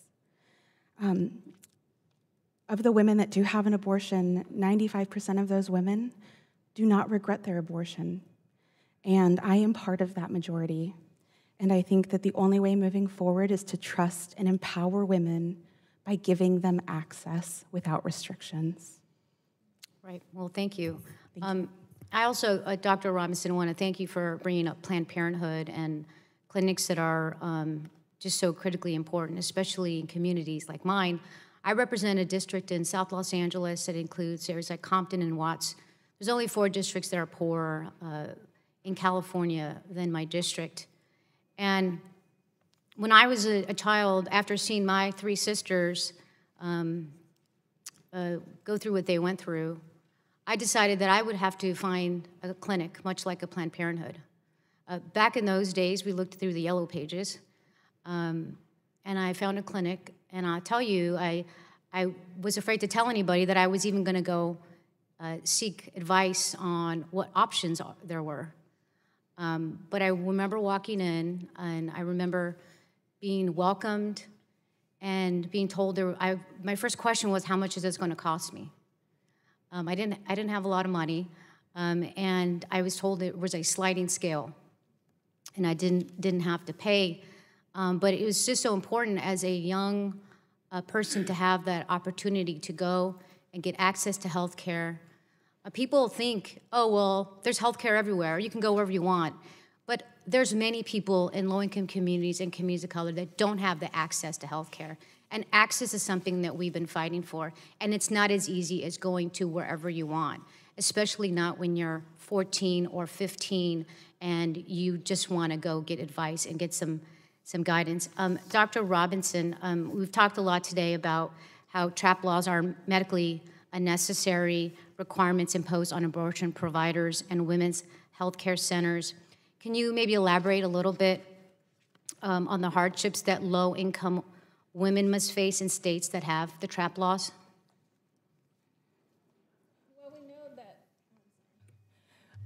forcing women to continue a pregnancy, that is just kind of a basic violation of a woman's basic humanity, her rights, and her freedoms. We know that when women can't access the health care that they need, be it an abortion or contraception, that it can further push them into poverty. And there's good studies that support that. It's not just our opinion, that's an absolute fact. It's just really important for patients to be able to access the care that they need in a timely fashion, and that women should be able to access the care they need in their community. And these trap laws is making it difficult for them to do that. Thank you. The gentlewoman's time has expired. I now recognize the gentlewoman from Delaware, Ms. Blunt Rochester, for her 5 minutes of questions. Thank you, Madam Chairwoman, and thank you to all of the witnesses, to my colleagues, all of you who have shared your stories. This is a very personal conversation as well as public, and I was sitting here thinking, I am a daughter, I am one of 3 sisters, and I am a mother of a 31-year-old and also a mother-in-law. And it is surprising to me that in 2020, we're still having to fight for this right. I really appreciate the fact that we're having the conversation. I really appreciated also hearing from the men who spoke up and shared their perspectives. I come from a state, the state of Delaware, that has been a leader in protecting women's health and safety. In 2017, Delaware passed a law recognizing the constitutional right to abortion. But instead of seeing more states across the country expand and affirm abortion care and access to comprehensive reproductive health services is being delayed and obstructed by harmful and medically unnecessary barriers. Every American deserves the freedom to make personal decisions about their health and their future. I really appreciated what you said, Ms. Alvarado, about the fact that these stories are, really 2 sides of the same story, and that the piece that I think links them together is that choice. We must pass the Women's Health Protection Act to safeguard abortion care and the ability for an individual to make personal decisions with fairness, safety, and respect. And I know there was conversation about speaking for those who can't speak, but there were many women who came before us who had to go in back rooms and alleys and have things done to them that were unsafe and unhealthy. And they had to either live or perish with the consequences, which is why what we're talking about today here is so important. I'm glad we clarified some of the aspects of the bill, and Dr. Robinson, I really appreciated your bravery as well and your continued strength. Earlier this month, an individual in Delaware defaced our Planned Parenthood with an explosive. Thankfully, no one was hurt, but the incident shows that there can be personal safety risks for physicians and staff who provide or speak out to protect access to abortion care. So again, I want to thank you for being here, and really in the little bit of time I have, I just want to ask you if you could talk about how Alabama's law has forced you to practice substandard care and what stigma has meant to your patients. Well, the law has forced me to practice substandard care, do things that I would not normally do, in the sense that, like I said, sometimes I have patients that present to our clinic that if I had my choice, they would be taken care of. Their abortions would be provided in a hospital setting. This may be women who have, for example, like very low hematocrits. They have a history of any type of bleeding disorder, where they're on blood thinners. We need to take them off that medication for a period of time to be able to perform their procedure. If I could take care of them in the hospital, we could reverse their blood thinners in the hospital setting and take care of them and then get them started on their medication again. Patients who have a low hematocrit sometimes would be served better by being taken care of in a hospital. When I say low hematocrit, I mean a low blood count, because there's a blood bank available in the hospital where they can access the resources they need if that becomes necessary. I don't have that available to me in my clinic setting, but these women still need abortion care. We have many women who have had multiple other abdominal procedures, like multiple cesarean sections. Our C-section rates are really high. And these women, when they present for abortion care, sometimes there's concern about the placenta being very adherent to the previous surgical scar. These women sometimes would be served better by being taken care of in a hospital setting, but I don't have that choice. So I have to give them the very best care that I can in my clinic setting. And this is the only area of medicine where it's like a zero-sum game. You can't have any mistakes or any mishaps. But sometimes these patients may suffer complications in an abortion clinic and need for me to call an ambulance for them. That does not mean that we didn't provide good care. It just means that I was forced to care for them in a setting that I didn't choose. Thank you, Dr. Robinson. My time has expired. Time has expired. I thank the gentlewoman. We'll now hear from two members that are waving onto our subcommittee today, and I'll call on and recognize the gentlewoman from New York, Ms. Clark, for her 5 minutes of questions, followed by the gentleman from South Carolina, Mr. Duncan. Is Duncan goes? Oh, we just had a Democrat. Mr. Duncan, you're recognized. The gentleman from South Carolina, Mr. Duncan, is recognized for 5 minutes for his question. So welcome to the subcommittee. Thank you, Madam Chair, and thanks for allowing members to be waved on. I want to thank the ladies on the panel today for your stories. A lot of them are very, very touching. And I have 5 stories from the Carolina Pregnancy Center in South Carolina I'd like to submit for the record. Thank you. I am an author of the ultrasound bill. I believe that requiring a woman to look at an ultrasound could save the lives of many, many babies. As a father of 3 sons, one of which was born very premature, I saw the ultrasounds of my boys. Saw the heartbeats, saw the little legs and arms kicking. And I'm an evangelical Christian, a sinner saved by grace.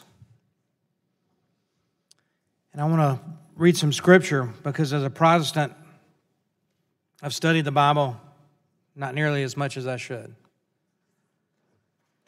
But I do know that in Psalm 139, verse 13, it says this, speaking of God, "For you formed my inmost being, you knit me together in my mother's womb." Job 10:11, "You clothed me with skin and flesh and knit me together with bones and sinews." Psalm 119:73, "Your hands have made me and fashioned me.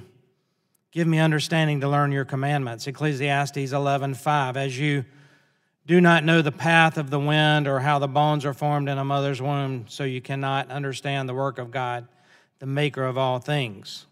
Isaiah 44:24, "Thus says the Lord, your Redeemer who formed you from the womb. I am the Lord who has made all things, who alone stretched out the heavens, who by myself spread out the earth."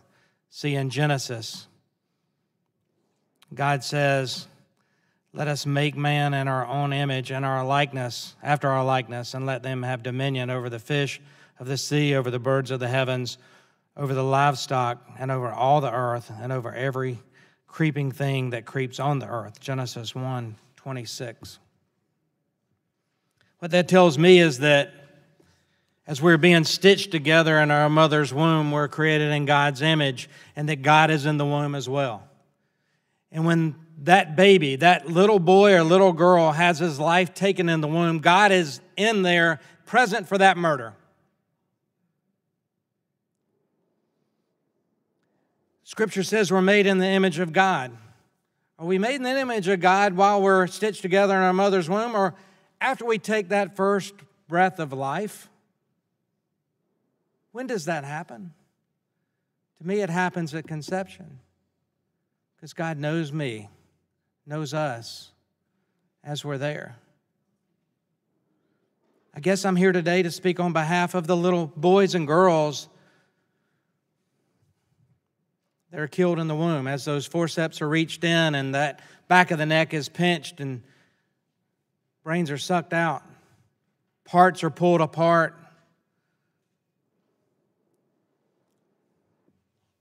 Somebody's got to speak for them. Those are human lives. I'm not going to sit here and say I understand what a woman goes through, because I don't, but I understand what a father goes through.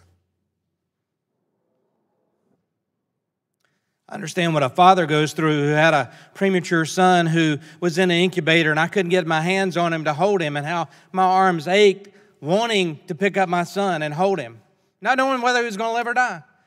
Because at that point, when you're in the neonatal intensive care unit, you don't know. But I'm not going to profess to know what the women feel.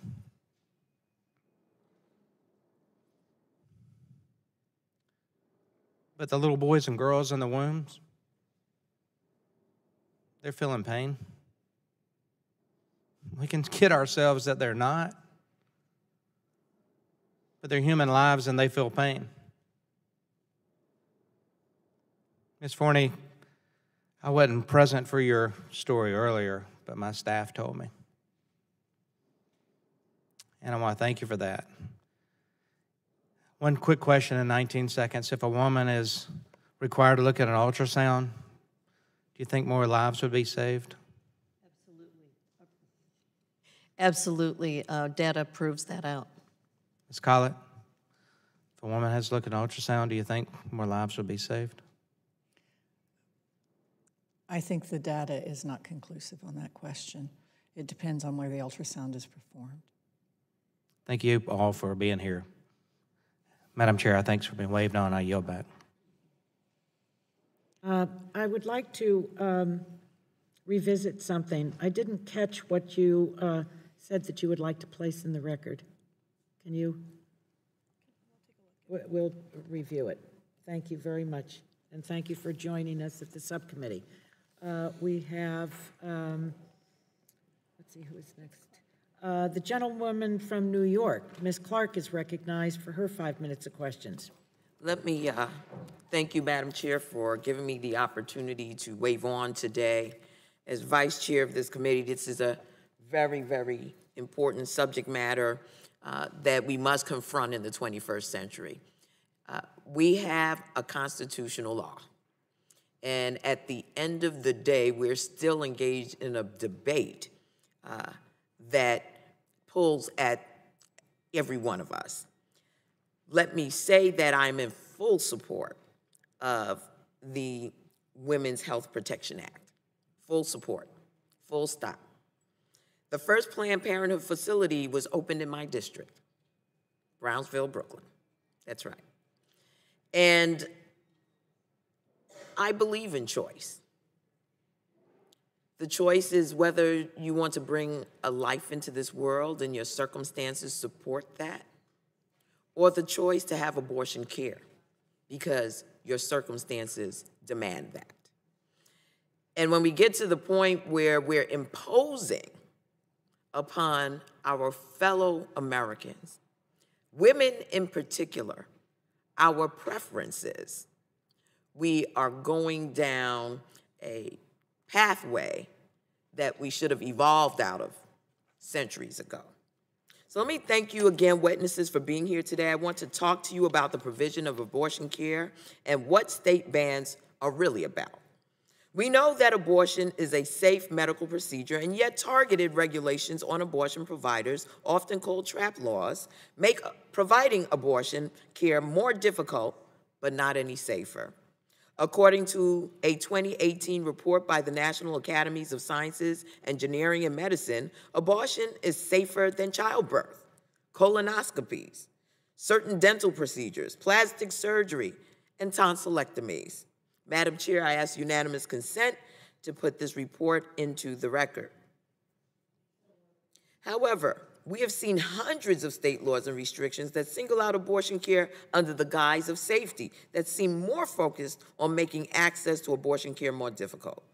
An American College of Obstetricians and Gynecologists, in a published committee opinion on the topic, found that government restriction on abortion results in the, quote, marginalization of abortion services for routine clinical care, end quote, and are, quote, harmful to women's health, end quote.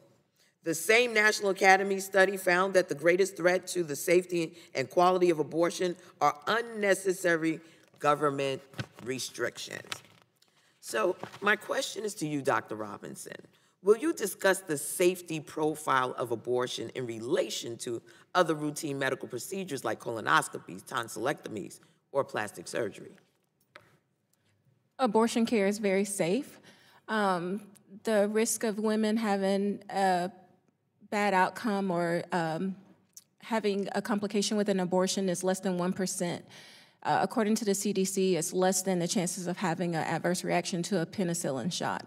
So abortion is already very safe, and these restrictions that are being placed do not make abortion any safer for women. It only blocks access to care. So do you agree with the National Academy's report that found that state restrictions are more harmful to the quality and safety of abortion care than anything else? I do agree with that. What are some of the ways that abortion restrictions threaten the quality and safety of the care that you're able to provide? Well, these restrictions, they push a lot of women out of the medical system altogether, where they're not able to reach a safe provider to counsel them and give them proper care. Some of them are having to access care by the best means that they know, which is sometimes just accessing the care through the internet. They would be served better sometimes by being able to have a provider locally in their area. It decreases the number of providers who are available to provide care for women, so that means that some patients will never reach a facility when they do need it. Very well, and we've heard a lot of conversation here today, some factual, some based on opinions. It is valuable to hear the perspectives of everyone here, but at the end of the day, part of the freedom of being an American is self-determination. Self meaning every human being, not irrespective of gender. And I resent the fact that in the 21st century, this next generation is being imposed upon. They have a choice. Ladies, young ladies, you have a choice, and you have a right to exercise that choice. With that, Madam Chair, I yield back. I thank the gentlewoman. She yields back. Let's see. We have one more member waving on to the subcommittee, and that is Ms. Schakowsky from Illinois, and I believe that will be the end of questions from members. So the gentlewoman is recognized. I also thank our chairman for allowing me to wave on to this subcommittee. It's been very, very meaningful. I know that when I stepped out of the room, Mr. Gianforte allowed Ms. Collette to make incorrect claims about the opinions of medical professionals on the importance of abortion access. I just wanted to read a little bit about the American College of Obstetricians and Gynecologists, which is the nation's leading medical specialist for women's health and the authoritative body in the development of the standards of care for women, and not part of the abortion industry.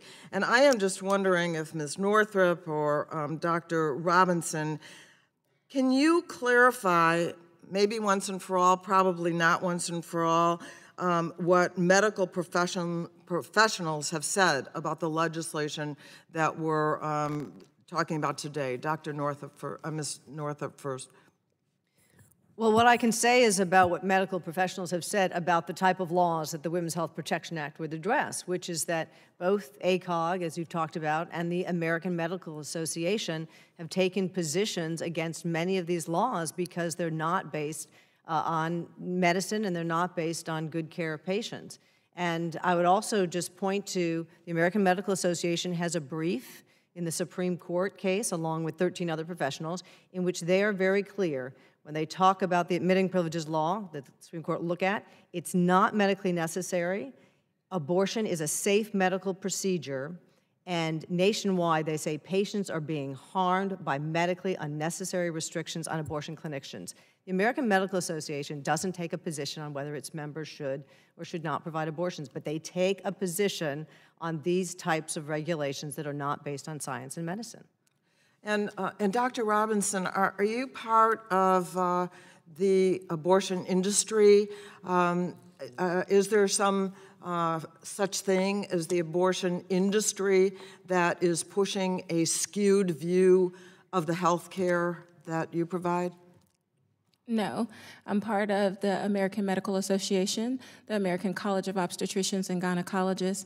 I am a proud abortion provider and an obstetrician gynecologist who cares very deeply for my patients. And I'm assuming that you also provide prenatal care to women who want children and help facilitate that as well, right? Yes, I do. I also wanted to point out that in addition to, we have supporting this bill, the American College of Obstetricians and Gynecologists, the American College of Nurse Midwives, and the Society for Maternal Fetal Medicine. So, you know, again, I think this idea, and you had time to talk about this abortion industry, that what we're talking about and what we are trying to protect. Look, I'm a mother of 3, a grandmother of 6, and we embrace our children, and we call this choice because you, Ms. Collette, and you, Ms. Forney, are free to organize around this issue, to promote the issue, but we are talking about women having the opportunity to choose, not to prescribe one thing or another, or to invite politicians into the room. I think that is what is so offensive. Ms. Alvarado, can you just talk about that for a minute? Or less, 41 seconds. Absolutely. No, it's incredibly infuriating that so many women not only face these restrictions, the similar ones that I faced, but they face even greater restrictions in their home states.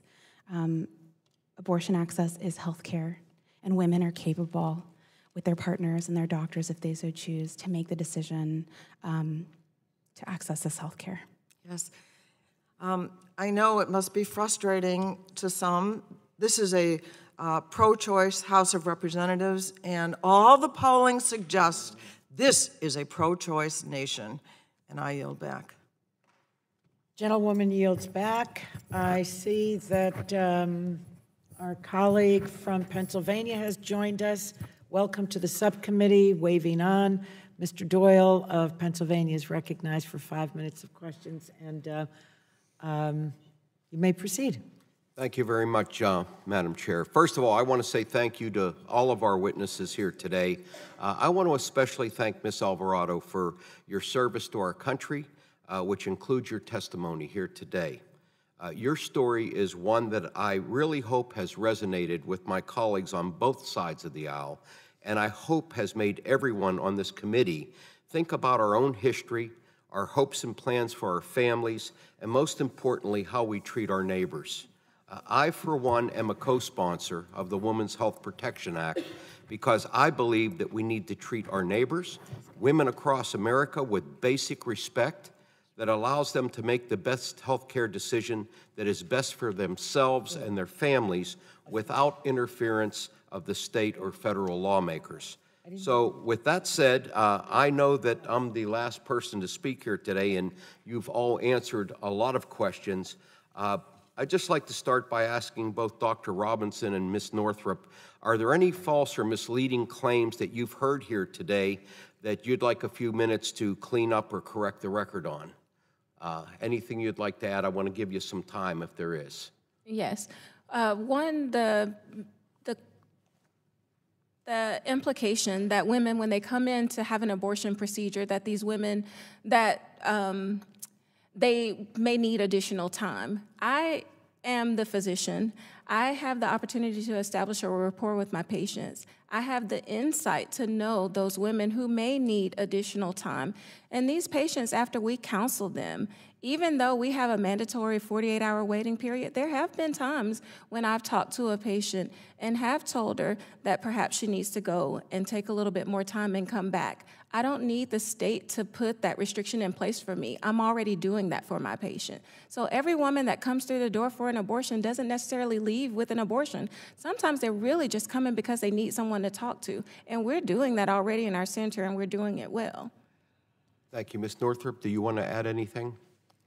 Yes, just to correct what's been said about the breadth of this statute. The statute is very targeted to aim at being able to provide abortion care and get abortion care free from medically unnecessary limitations. So this is only about those directed abortion providers that are not medically necessary. And we've heard a lot about it'll overturn the Hyde Amendment. That's not the case. That you'll be forced to provide abortions. That's not the case. That it will change the standard of viability from Roe. That's not the case. It is directed at this reason that in the 21st century we're still arguing about this is that these laws are unfair attempts to close clinics, deprive women of access, and they make it unfair across the nation so that your zip code is driving whether you can access services. That is the target of this law. It's right for this moment, and urge again for the committee to recommend it's getting a floor vote. Thank you. And finally, Ms. Alvarado, is there anything you'd like to add? Thank you so much. I share my story here today because these restrictions don't just live in a vacuum. I'm a testament to these restrictions and how they affected my life. And I'm only grateful that I had been empowered to make the best decision for myself. And I am grateful to that 22-year-old who had the fortitude to not only face those obstacles, but pass them to make the best decision for herself. Thank you so much. Thank you for being here today, and I want to thank the witnesses. Madam Chair, thank you so much for your indulgence, and I yield back. The gentleman yields back, and thank you for coming. You're always welcome at this subcommittee. I now would like to once again thank all of our witnesses. Dr. Robinson, you've done an extraordinary job. I'm sorry I had to cut you off, but I'm generally very generous with time and go over, much to the frustration of members on both sides of the aisle, because every word really counts, and witnesses come here really loaded with very important information, but know that it's, I'm trying to adhere to the rules of the committee. Ms. Forney, thank you for coming and testifying. Ms. Collette, thank you. Ms. Northrup, 17 years plus lawyering. And to Ms. Alvarado, you have heard the expressions, I think, from, I believe, from both sides of the aisle, thanking you for your service to our country and for, I always say it takes courage to have courage, so thank you for yours. I would like to now submit the following statements for the record. What Mr. Duncan requested be placed in the record will be. Mr. Belarakis' request will also be placed in the record. and I am requesting unanimous consent to enter the following documents into the record. It's a very long list. A letter from Dr. Steve Weinberger, Executive Vice President and CEO Emeritus of the American College of Physicians, Dr. Barbara Levy, Clinical Professor of Obstetrics and Gynecology at George Washington University, and Deborah Ness, President of the National Partnership for Women and Families. A letter from the reproductive justice community in support of the Women's Health Protection Act. A statement from the Guttmacher Institute in support of the Women's Health Protection Act. A 2018 report from the National Academies of Sciences, Engineering, and Medicine entitled The Safety and Quality of Abortion Care in the United States. A report from the National Bureau of Economic Research entitled The Economic Consequences of Being Denied an Abortion. A 2018 article from the American Journal of Public Health entitled Socioeconomic Outcomes of Women Who Receive and Women Who Are Denied Wanted Abortions in the United States. A 2017 article from the Journal of the American Medical Association entitled Women's Mental Health and Well-Being 5 years After Receiving or Being Denied an Abortion. A 2018 article from the Journal of Medical Internet Research entitled Identifying National Availability of Abortion Care and Distance from Major U.S. Cities, Systemic Online Search. A report from the Center for Reproductive Rights entitled Roe and Intersectional Liberty Doctrine. The Supreme Court amicus brief of 11 storytellers filed in the Supreme Court case June Medical Services versus G. A 2017 report from the Center for Reproductive Rights entitled Evaluating Priorities, Measuring Women's and Children's Health and Well-Being Against Abortion Restrictions in the States. A 2019 report from the Center for Reproductive Rights entitled What If Roe Fell? A statement from the ACLU in support of the Women's Health Protection Act. A statement from various LGBTQ groups in support of the Women's Health Protection Act. A statement from the Hope Clinic for Women in support of the Women's Health Protection Act. Testimony from the National Council of Jewish Women in support of the Women's Health Protection Act. A statement from the National Family Planning and Reproductive Health Association in support of the Women's Health Protection Act. A statement from Platform in support of the Women's Health Protection Act. A statement from various reproductive justice groups in support of the Women's Health Protection Act. A letter from various independent abortion care providers in support of the Women's Health Protection Act. A letter from 53 faith-based religious and civil rights organizations in support of the Women's Health Protection Act. A statement from Representatives Chu, Frankel, and Fudge in support of the Women's Health Protection Act.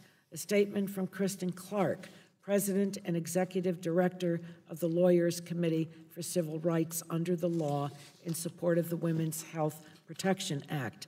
A statement from Tony Van Pelt, President of the National Organization for Women in support of the Women's Health Protection Act. A letter from Moms Rising in support of the Women's Health Protection Act.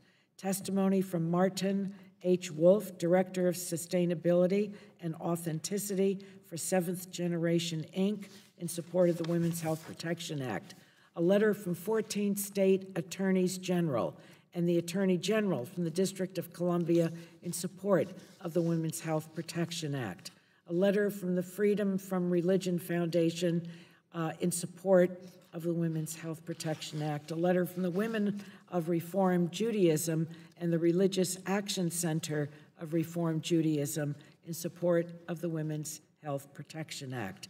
A letter from the Planned Parenthood Federation of America and the Planned Parenthood Action Fund in support of the Women's Health Protection Act. Testimony from the National Network of Abortion Funds in support of the Women's Health Protection Act. A letter from S. Nadia Hussein, Maternal Justice Campaign Director for Moms Rising in support of the Women's Health Protection Act. A letter from Vanita Gupta, President and CEO of the Leadership Conference on Civil and Human Rights in support of the Women's Health Protection Act.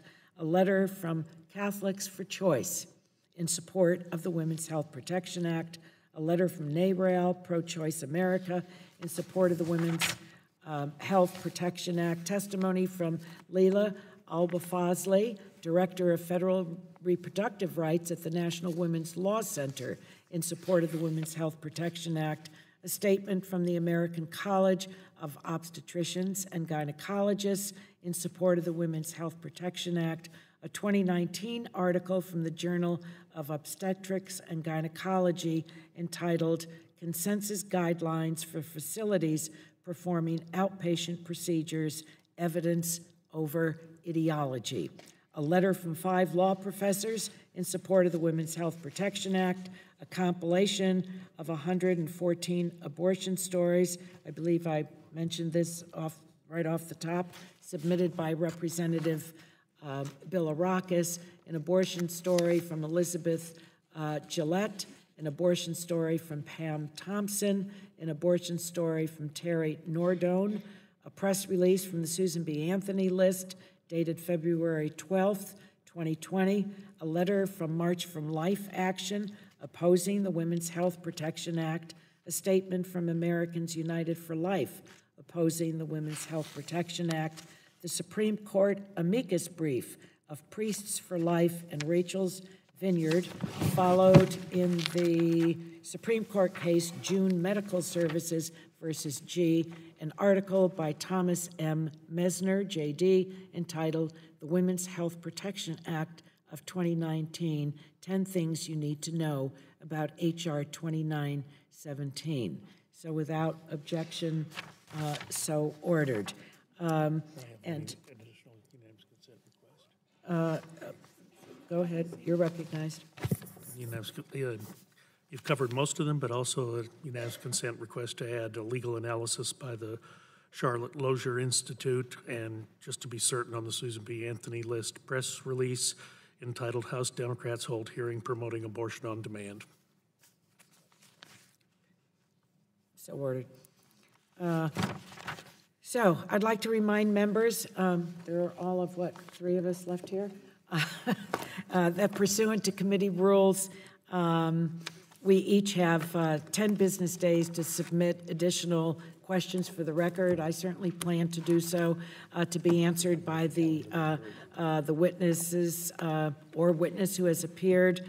And I ask that each one of the witnesses respond promptly to any questions that are submitted to you that you may receive from a member or more than one member.